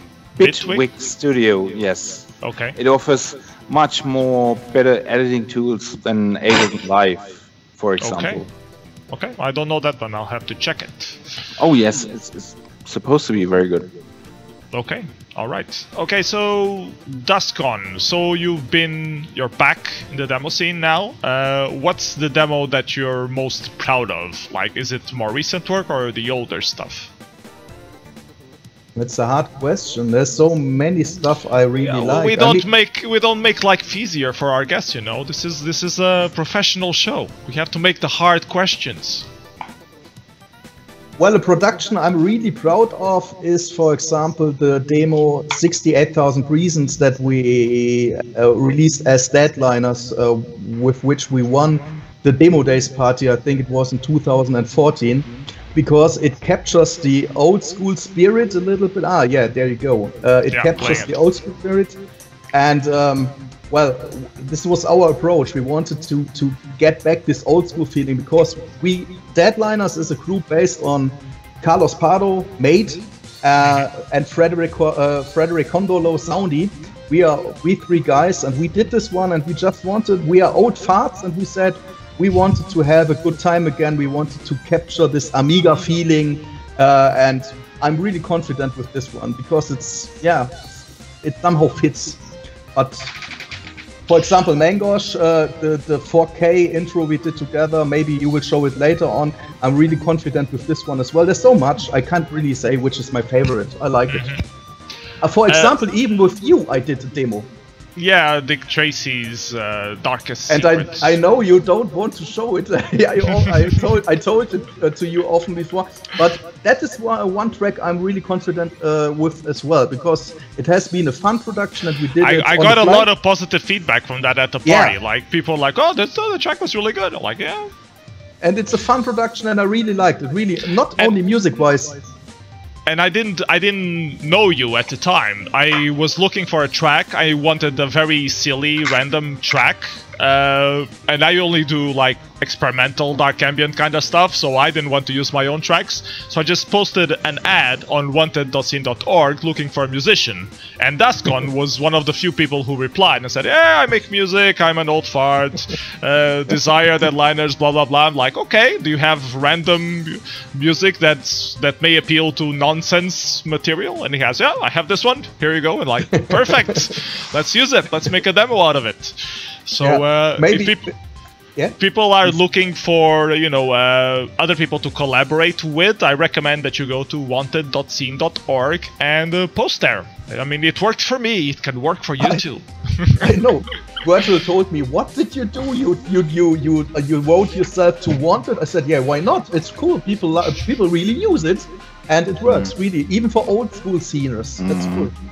Yeah, I remember you did another demo with at least 2 more demos with new random people. One even got a newcomer nomination. I don't remember the name of it. It was something in Japanese. Yeah, I know. I think it was Trias, who's on the chat, knows the title maybe better, because he finished the music for me because my father was about to die. At the time I had to finish his music. Yeah, this is what Ronnie said. Sometimes when you're stuck into productions and you know people are waiting for the deadline, if real life stuff appears, somehow, you have to take the decision. Can you move on, or do you have to ask a friend and say, hey, take over, it has to be done? And I think it was a guy from the United States who did the first with this one. And this was really one of the Meteorics Awards for Best Newcomer. You are right, but I forgot the name. And you did you did another entry with Dither as well, who's here on the chat. And I remember this one in particular because Dither was mailing me that he saw my article on how to get into the demo scene, and he was really inspired and wanted to start programming. And I'm like, go for it. And he asked me for feedback and stuff, and at some point he asked me, where do I get music? And I told him, just go to wanted.scene.org. It worked for me, it can work for you. And he got exactly the same musician. And I love this because Dither, or how he's called in real life, Zbigniew, he's such a cool guy, and he contacted me and wrote me, well, I found the music on your SoundCloud and I would like to take it for a demo. Is there a possibility? And I mean, this year at Revision we got second with our Amiga demo, everything was cool, but I was telling later on as well to Virgil and s02e and all guys, the best moment for me was not our demo being shown, but was seeing Dither, his first time PC demo, being shown on big screen, people going wild on it, and he was so happy. After the compo he ran to me and hugged me, and I was so happy, because this is the fucking greatest stuff about scening, that people have the opportunity, a platform, their productions, even if they don't head for the podest or something like this, but they are able to hear the music about a huge PA, to see it visually on a big screen. And that was so, my moment of this party was the Brainfuck demo. The title wasn't Brainfuck language, it's it says demo basically if you translate it, and it was one of the moments of 2017 for me. Yeah, that's so really cool. Cheers, Dither. Those little scene moments when you collaborate and make new friends. and as Virgil is writing on the screen right now, the tune is called Hakuna Matata, and Virgil mastered it for me, so he has his hands in this one as well. Okay, so we have one more demo from you lined up to watch, which is, well, there's two demos from Lemon, so you get to choose. Do you want to watch 120 Hours, or do you want to watch Blast from the Past? No, the music in 120 Hours is better, because it's basically more of Virgil. In this one, it's a very short demo. It was the first approach from Dan to come back. Please show us Blast from the Past, because this was a little bit more dedicated production. Okay. And the music in this one was as well done by Virgil and me in cooperation, and well, it's lots of people have been involved in this one, and it has been really a good time. And we guys still stick together in a individual Facebook group. We stay in contact, and we share personal moments, and we are just happy. Old guys doing some scening again, and this is really cool. Hold on, my screen is fucking up. Let me try restarting it. Yeah, it was out of sync. Now it's okay. I was about to ask you one question, is, do you get a lot of shit for making old school sounds? Pardon? What? Do you get a lot of shit from just making old school sounds? Because there's a lot of people who like the old school sound feeling a lot, and a lot of people who are against it. They feel, I already heard that, so all sounds the same. So do you get a lot of shit from it, or it's mostly positive feedback? Basically, I don't care anyways, because I'm doing the music I feel comfortable with. And it's like, I mean, if you buy a Range Rover, you know that you won't hit a Ferrari with this one on the Twitch. And it's great. I feel confident with my 4-channel track, and I just say, if you want some competition, go and come up. We do something in Pro Tracker against each other, and there I have my skills. I would never say, as I'm not a guy who's doing stream music, or would say, hey, I'm so cool, I go to stream music as well. I know my stuff, I like my stuff, I try to develop, I like to get to new areas as well, like the size-restricted music, where I can learn very much, and which is really creates joy for me to work on this, but well, it's just about feeling confident, and for me, for myself, because it's a hobby, I don't get paid. If anyone feels like paying me so to stop old school music and doing other, then he can contact me, but as long as no one will do this.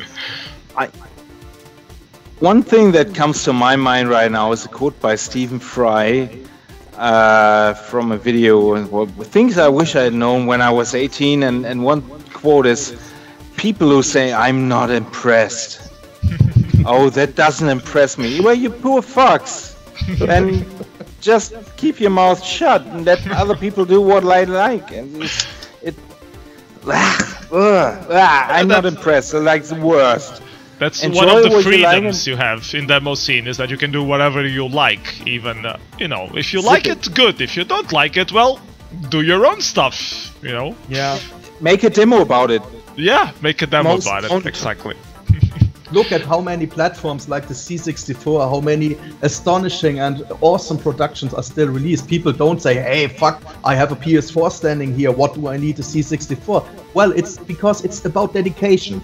And my dedication is about 4-channel, because I say it's rather easy to have 500 channels in an XM or in my DAW and do all kind of fuck with that. But it's a kind of art for me, the limitation to have only 4-channel and to let it sound as if there are more than 4-channel at all. By channel mixing, stuff like that.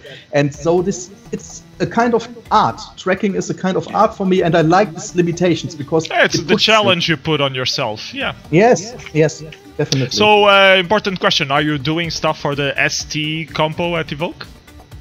I started something yesterday, and I have a beat now. So I might. I think I got some 2 or 3 days left. I hope I will finish something.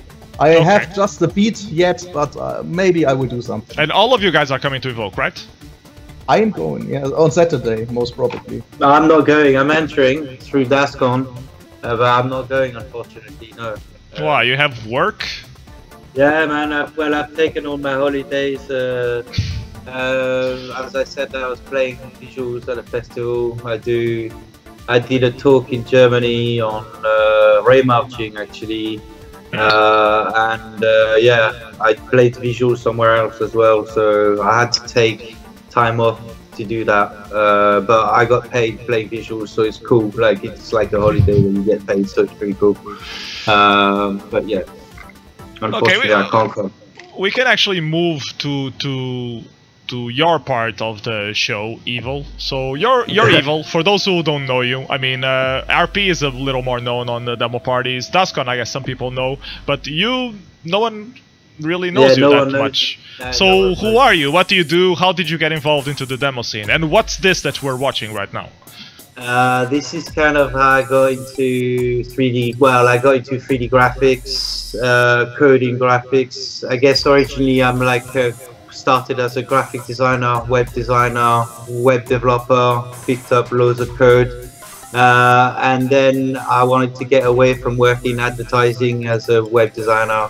I did loads of 3D as well, After Effects and Cinema 4D, all this stuff.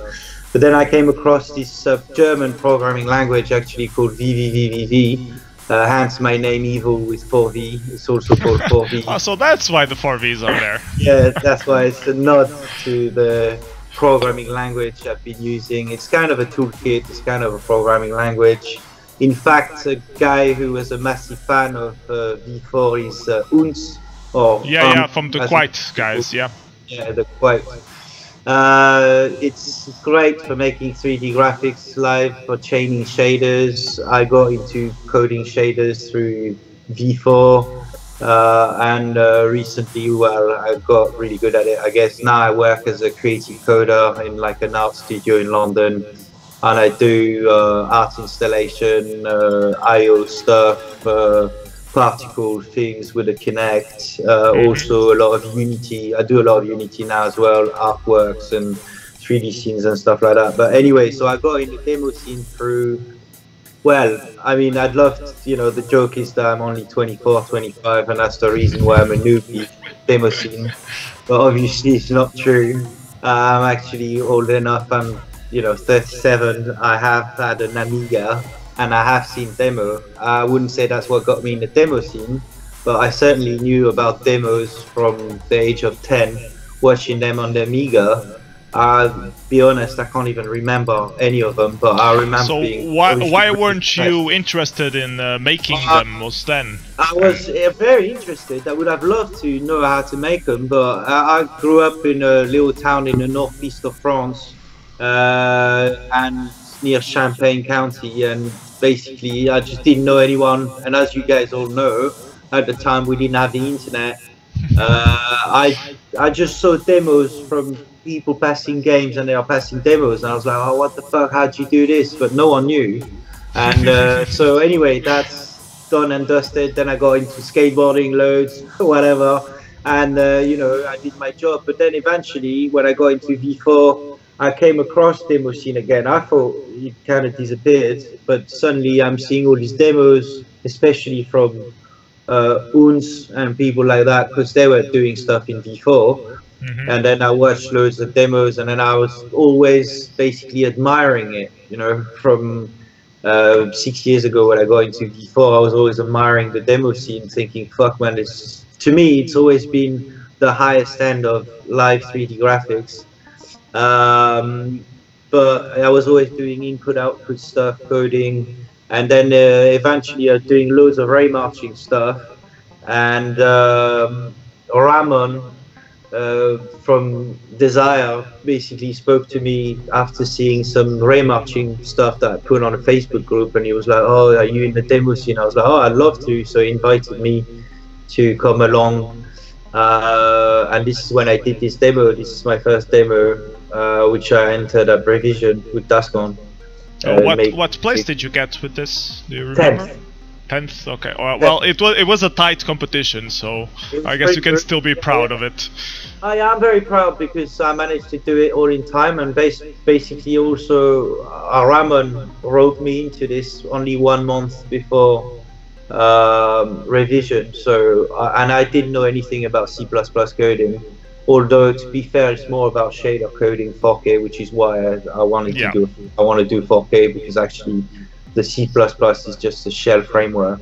It's pure shader code, and I learned loads, and it was great. And as I mentioned before, I think that's what really interests me in the demo scene is the deadline, is the having to produce something and then being it actually played and released and paid attention to is really brilliant, really brilliant. Were you at that revision? I was, yeah. That was my first demo party, yeah, really amazing. Seeing it on the screen, but also seeing all the other demos, meeting the guys, whatever. It's just, yeah, it's really wicked. For me, I really admired the freedom, and the level of skills was staggering. Compared to, and this is controversial, I've said this to my friends who are more into coding and they didn't really like that, but like creative coders and the more interactive digital art, new media art, whatever you want to call it, which is also what I do, making a living, so I can't really take the piss out of it too much.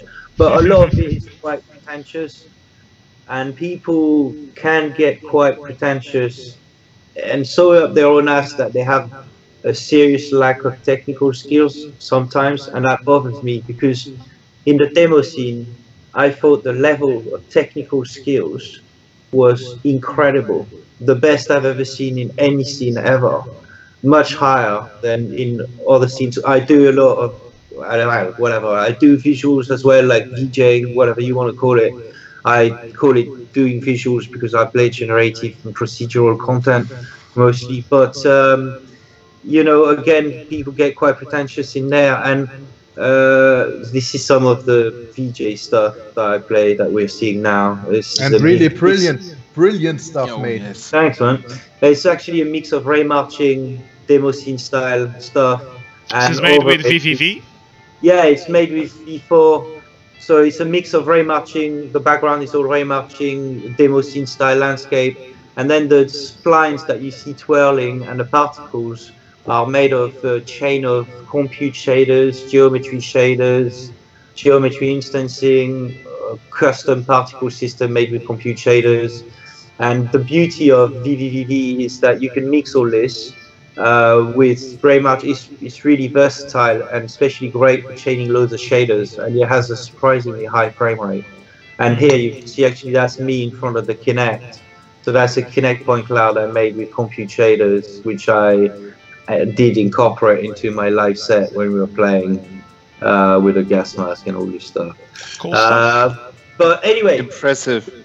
Thank you very much. But for me, the demo scene really, yeah, totally impressed me with its freedom and its sheer technical skills and knowledge is unheard of. Sometimes the aesthetics are questionable, and that's what some of my more creative coding out guys are like, yeah, but the demo scene sometimes the colors are so garish and all this stuff, and it's all coders doing art stuff, sometimes it doesn't work, and I'm like, yeah, whatever, that's a personal opinion. It's still aesthetics are aesthetics, but the sheer dedication and technical knowledge and pure sheer skill in the demo scene is incredible, and that goes for the guys doing the graphics as well, the like modern graphics compose, the paint over compose. I didn't even know this shit existed. I was like, what is this paint over compose? That's amazing, really creative shit and really insane skills. Even the video stuff was great. It was really great stuff. It's amazing how the demo scene still manages to be somehow underground. I mean, for us who are demo sceners for so long, all the compos seem like, just another compo, you know. But if you compare it to the digital art world, there's a lot of parallelisms and very important things that are happening. There's also a very dissociative way, like the demo scene doesn't care about the digital art world. We are part of the digital art world because we use digital tools to do stuff that can be considered art, but there's no real tight connection, you know. I mean, some demo sceners probably follow what's happening in the digital art world, but there isn't really this agreement or some sort of connection, direct connection between both. And it seems a bit like Demoscene is always in a parallel path to those things. And also with the video game industry and the music recording industry, there's always this parallel, and Demoscene is always like the underground little digital art niche of some sort. Yeah. But I find it quite... well, a lot of people seem to admire it, though. I know I did before joining, and I still do. But I think quite a lot of people, when they see it, when they realize it, they kind of recognize it in its kind of weird underground form. I just wish, I think, more people paid attention to it, because we are, you know, some of the digital art stuff that comes out. It's very pretentious, yeah. And also they're making a lot of money out of.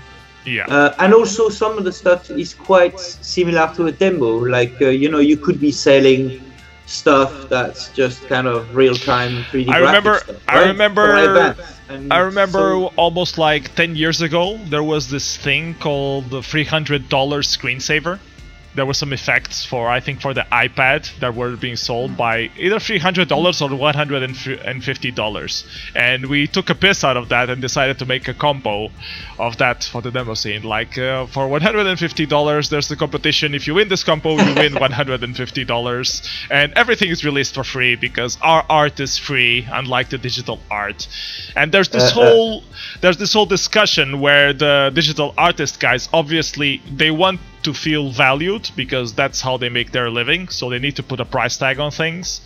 And on the demo scene, we don't give a shit about that because all of us have other day jobs, you know. Digital art is not our main medium. We take money from elsewhere, and demo scene is just free and will always be free, and we don't want to have money involved with it. The least we have involved with it, the best. I think that's the mentality we have in the demo scene.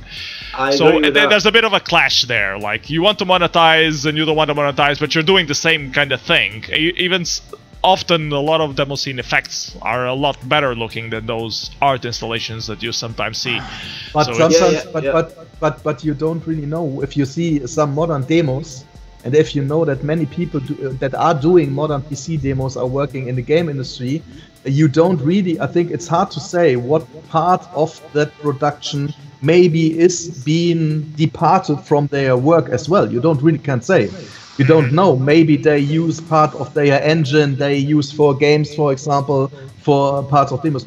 I don't know. I'm not a coder, but sometimes, I mean, if you have several people working for well-known software companies, most demo sceners that I asked, that I talked with, that work in video game industry, they have their own engine. separate from what they use on their games, because usually the games need such a heavyweight engine and paying to attention so many stuff that to use it separately for a demo is more troublesome than just copy pasting the important stuff and use it directly. So most of the people I've talked with, demo sceners that work in the video game industry, have their own separate engine, and they use like the same engine. When they want to do a new demo, they copy paste the project, they change stuff, you know, and it's pretty much the same engine. They keep adding stuff to it and changing stuff, but it's pretty much recycled material. I think the main difference between Demoscene and the rest of the digital world is caring about the real-time aspect and living with the fact that it might possibly not as shiny, but having accomplished to render this in real time is the true benefit. However, if I show a demo to my girlfriend, for example, or my son, or someone else, probably not my son, they are like, this looks rather not so cool, and then I have to explain something. Yeah, it's real time. And it's real time. This is size restricted, by the way, 4K intro, and wow, that's great. But it's not self-explanatory. It's you have to deliver why this is cool. Yeah, the context. Very often. Yeah. And I think that also drives stuff into different directions. Like if I'm a digital artist, I do care about the end product or the quality of the product more than the limitation or the challenge of the limitation. It's technically it's out of the way. I don't care. I just make what I want to make, and that's it. Yeah. Why care? I can do this in any quality. Why care? Why do you opt for doing this in shitty textures and? Yeah, but then, sorry, you could do a PC demo, like, you know, no limit, and then do a crazy... Well, you guys did it already. I mean, you know, we just watched one of them. But I'm just saying, like, yeah,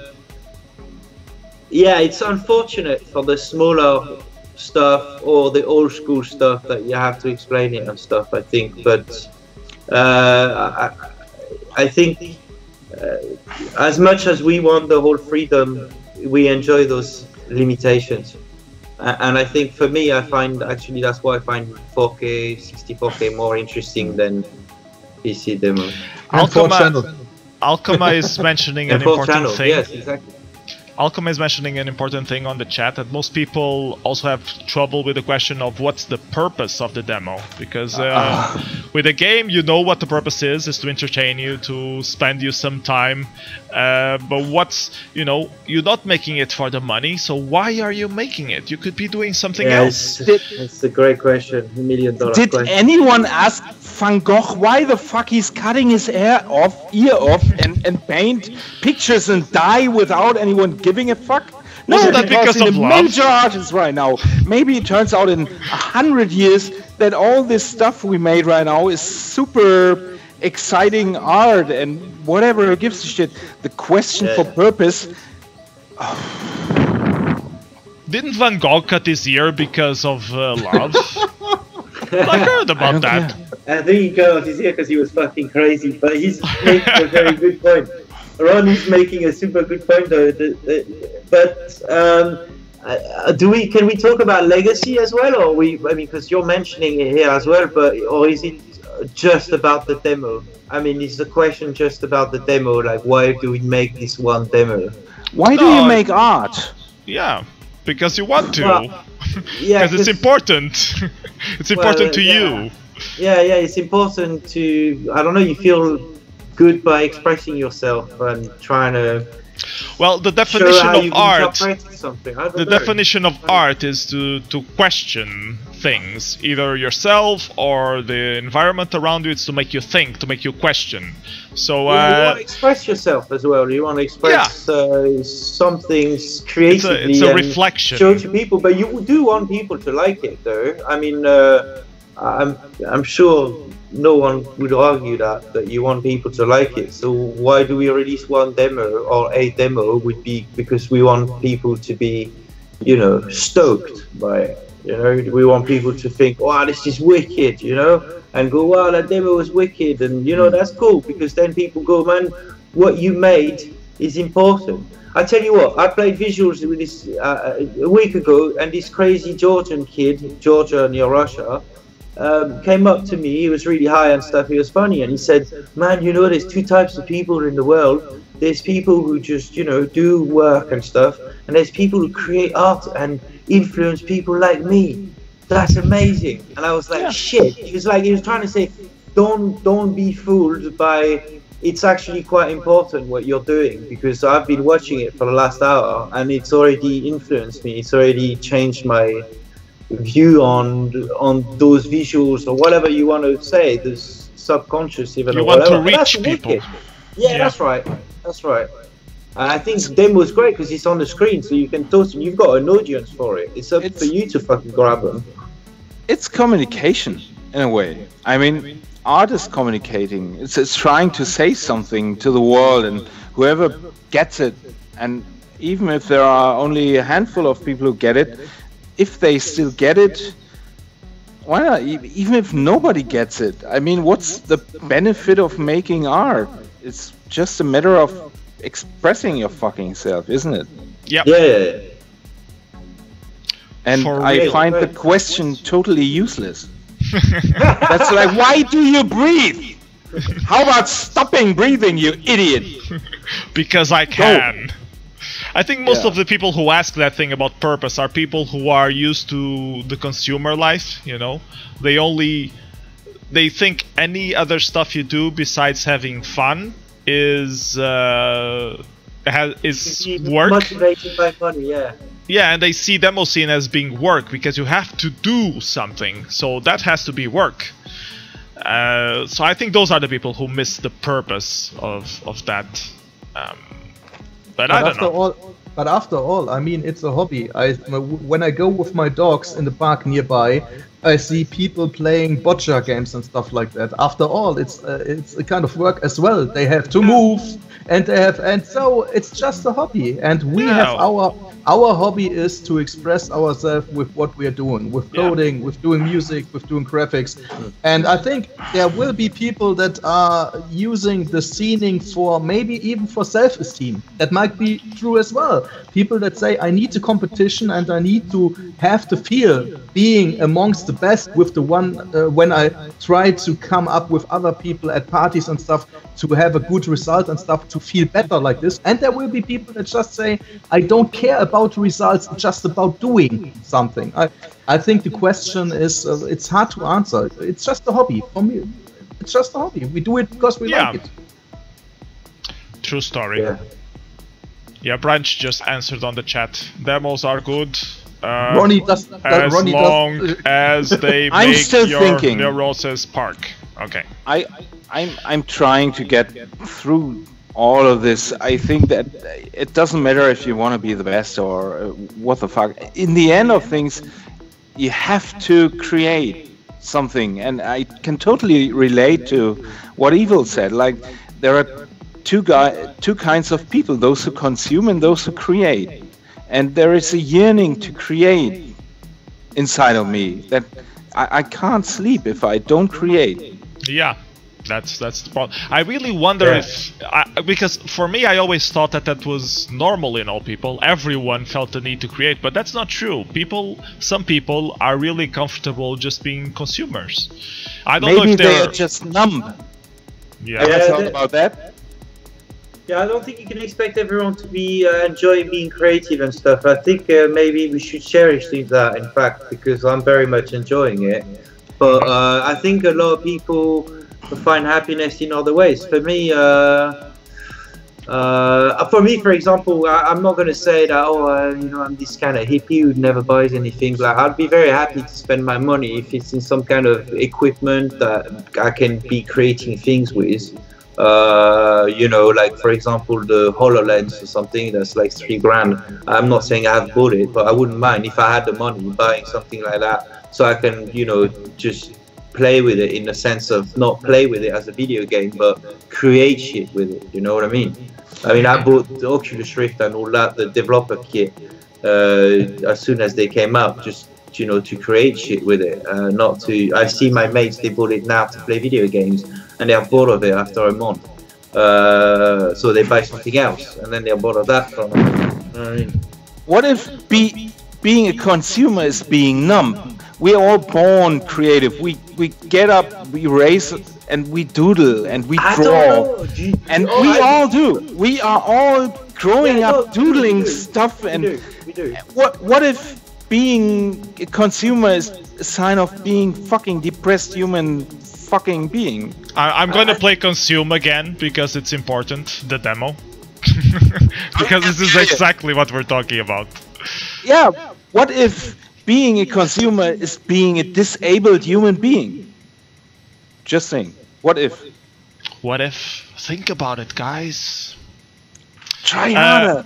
Ronnie, we didn't actually talk about Consume when we were first talking. I love this demo. This is one of the best farbrausch demos in my opinion. It's very simple, very basic, but it drives a very important message. It flows well. There's but coincidence.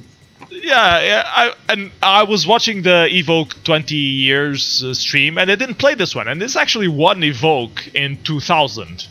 So this. Yeah. The backstory is Yoda took pictures, all the pictures you can see, which are shown there. They are products for women selling this kind of art products in the shop. And he took about 5,000 or 6,000 pictures of all those products, and he was like, "I need to do something about that. That's so silly." And it's about buying stuff and all this useless stuff. And Fight Club came out in '99, and we were like, "Yeah, well, this is about consuming." And then we drank some beers at the party, and he made the renderer, and then he got this super splendid, lovely track by Menz from Tokyo Dawn Records. We were like, yeah, awesome. Let's write some stuff that is borrowed from Fight Club. And Rook, KB, Yoda, and I were sitting there bouncing back and forth, just messages and lines into text edit. And this is what happened then. At a certain point, we were like, yeah, this somehow we want to say something here, which is about consumer stupid. And it was just party mood, I don't know, but the music is, what an amazing track. Yeah, the music is insane. The build-up that it has, it's really awesome. Tokyo Dawn Records, Menz, awesome. From the old catalog, I don't think this is in the new catalog of Tokyo Dawn. Very old XM, that's a fast tracker tune. I love it. Still watch it every now and then, because the tune is just, it conveys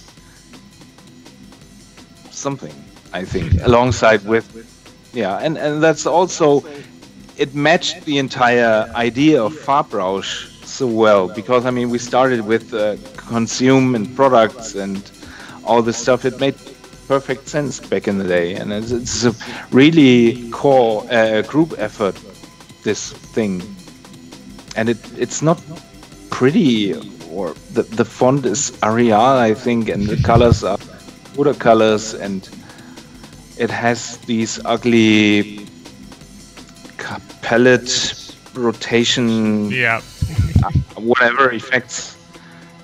I like it. It's okay, I think we're reaching the end of the show. Some people are already dropping off because they have work tomorrow. People do work even in August. If anyone has any last questions, this is the perfect time to ask. Otherwise, we will be ending up. Maybe play one more track or one more demo, I mean. Let's see, what can we play?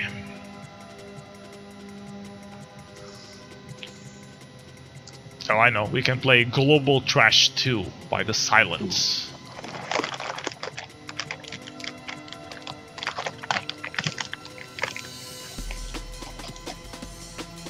No signal input as a question. What's your opinion on recycling assets, especially when at the same party you have a picture, for example, and a demo using that picture? I think that's fine. If you're releasing the stuff at that party, I think reuse is fine. Some people are against that, but I think that's silly. I mean, you're debuting it at the party, so even the music, sometimes people put it on the tracking music compo and the demo itself. We had this, yeah. We had this at Payback, and I think it's fine. And we had a Payback, and at Revision 2016, Virgil and me, we got third in the track music competition with music that was used in the 120 Hours by Lemon Point at the same party. But that's, by the way, because people have been chatting about this and saying, wow, it's not cool to do this and stuff. That's why I personally decided not to do this once again at Revision 2017, because just I didn't want to get into discussions about, because they do say it gives like an unfair advantage because people hear the track twice, they recognize it, so they might vote for you. I don't think people even realized they had heard it before or at the party, people came up to me and say, "I heard this track before." And like, yeah, it was at the music compo. Like, yeah. Okay. But if it's an advantage, I don't know really. But usually, for my part, I say I won't use it in two different competitions. Anyways, I won't do that anymore. But I didn't feel bad about it. But I don't do it anymore.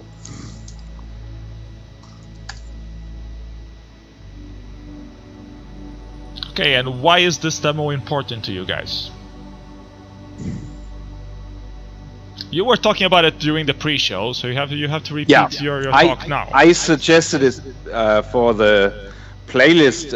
It's important to me. It was released at the party in Denmark, I think in 91 or 92.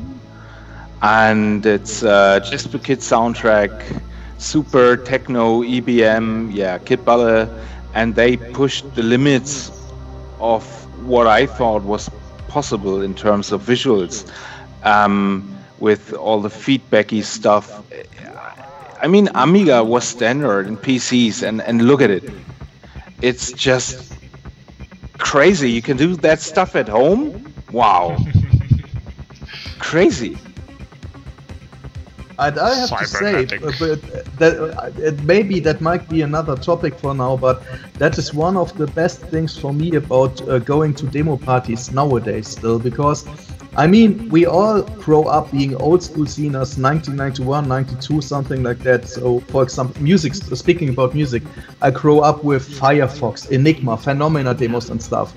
And then this year at Revision, I was meeting Firefox, and this was so... Yeah, at Revision this year, Firefox was there, and this was so fucking amazing to meet Jimmy and to say this was the hero of one of the heroes of my youth.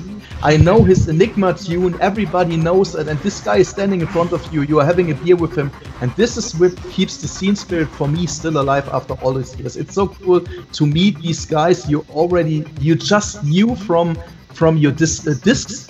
You just knew their productions, they were so far away. Sweden was so a far away country, you never thought you would ever meet them. And then you are having, as a 41-year-old guy, a beer with them, and they are listening to your music and say, this music is cool, and you are like a child again and say, wow, that was my moment. I didn't know he was even there. Yes, he was, yeah. Wow. And that was my moment, because Firefox told me if he could listen to my compo music, and I said, yeah, okay, have a listen, and he thumbed up on it, and it was like my moment. Firefox listened to my music, he agreed, and I said, well, fuck yeah, you can vote whatever you want, guys, my moment in time, it has been there. And I already won. Yeah. I am Firefox approved. I get it. Yeah.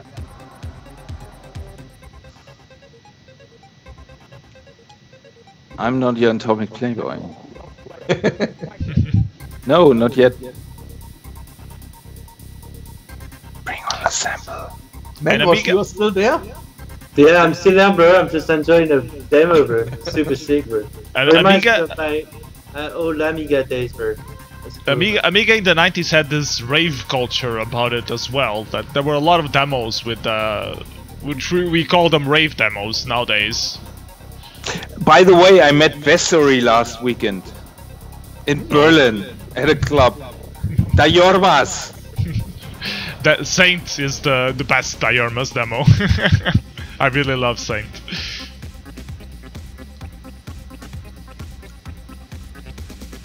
It's wicked, bro. Yeah, I remember a lot of raving demos on Amiga actually, but that's because he was the start of the raving scene in the UK and places like that as well. Massive, I think, massive influence. Because he was like underground as well, culture at the time, free party movement and all that. Demoscene's a bit like the free party movement of, you know, computer graphics culture, you know, and music. And they sampled a lot of movies on this demo. Oh yes.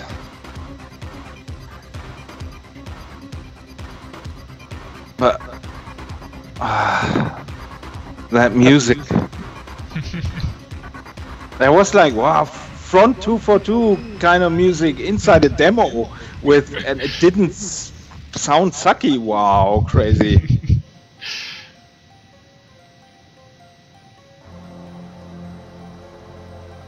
Awesome.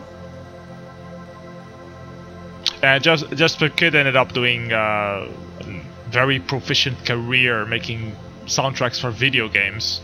Oh yes. I mean, I think he was responsible for Borderlands, Hitman, and a couple other. Assassin's Creed. I think. Assassin's Creed as well. Yeah, and look how many scene musicians from early days really got into doing music for other. Look at Audio Monster, what he's doing now. Still tracking, still using a tracker, but doing movie scores and stuff like that. I mean, that's awesome. That's really awesome. Or Lizard King, for example, who's doing for game music stuff nowadays. That's really cool to see these guys still being active again. Okay, I think that's it for today's show.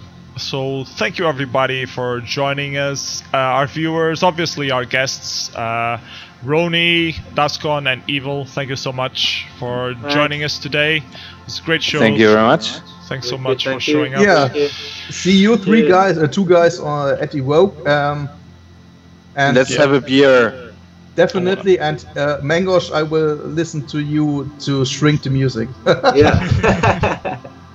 I would also like to thank the Patreon supporters that we have.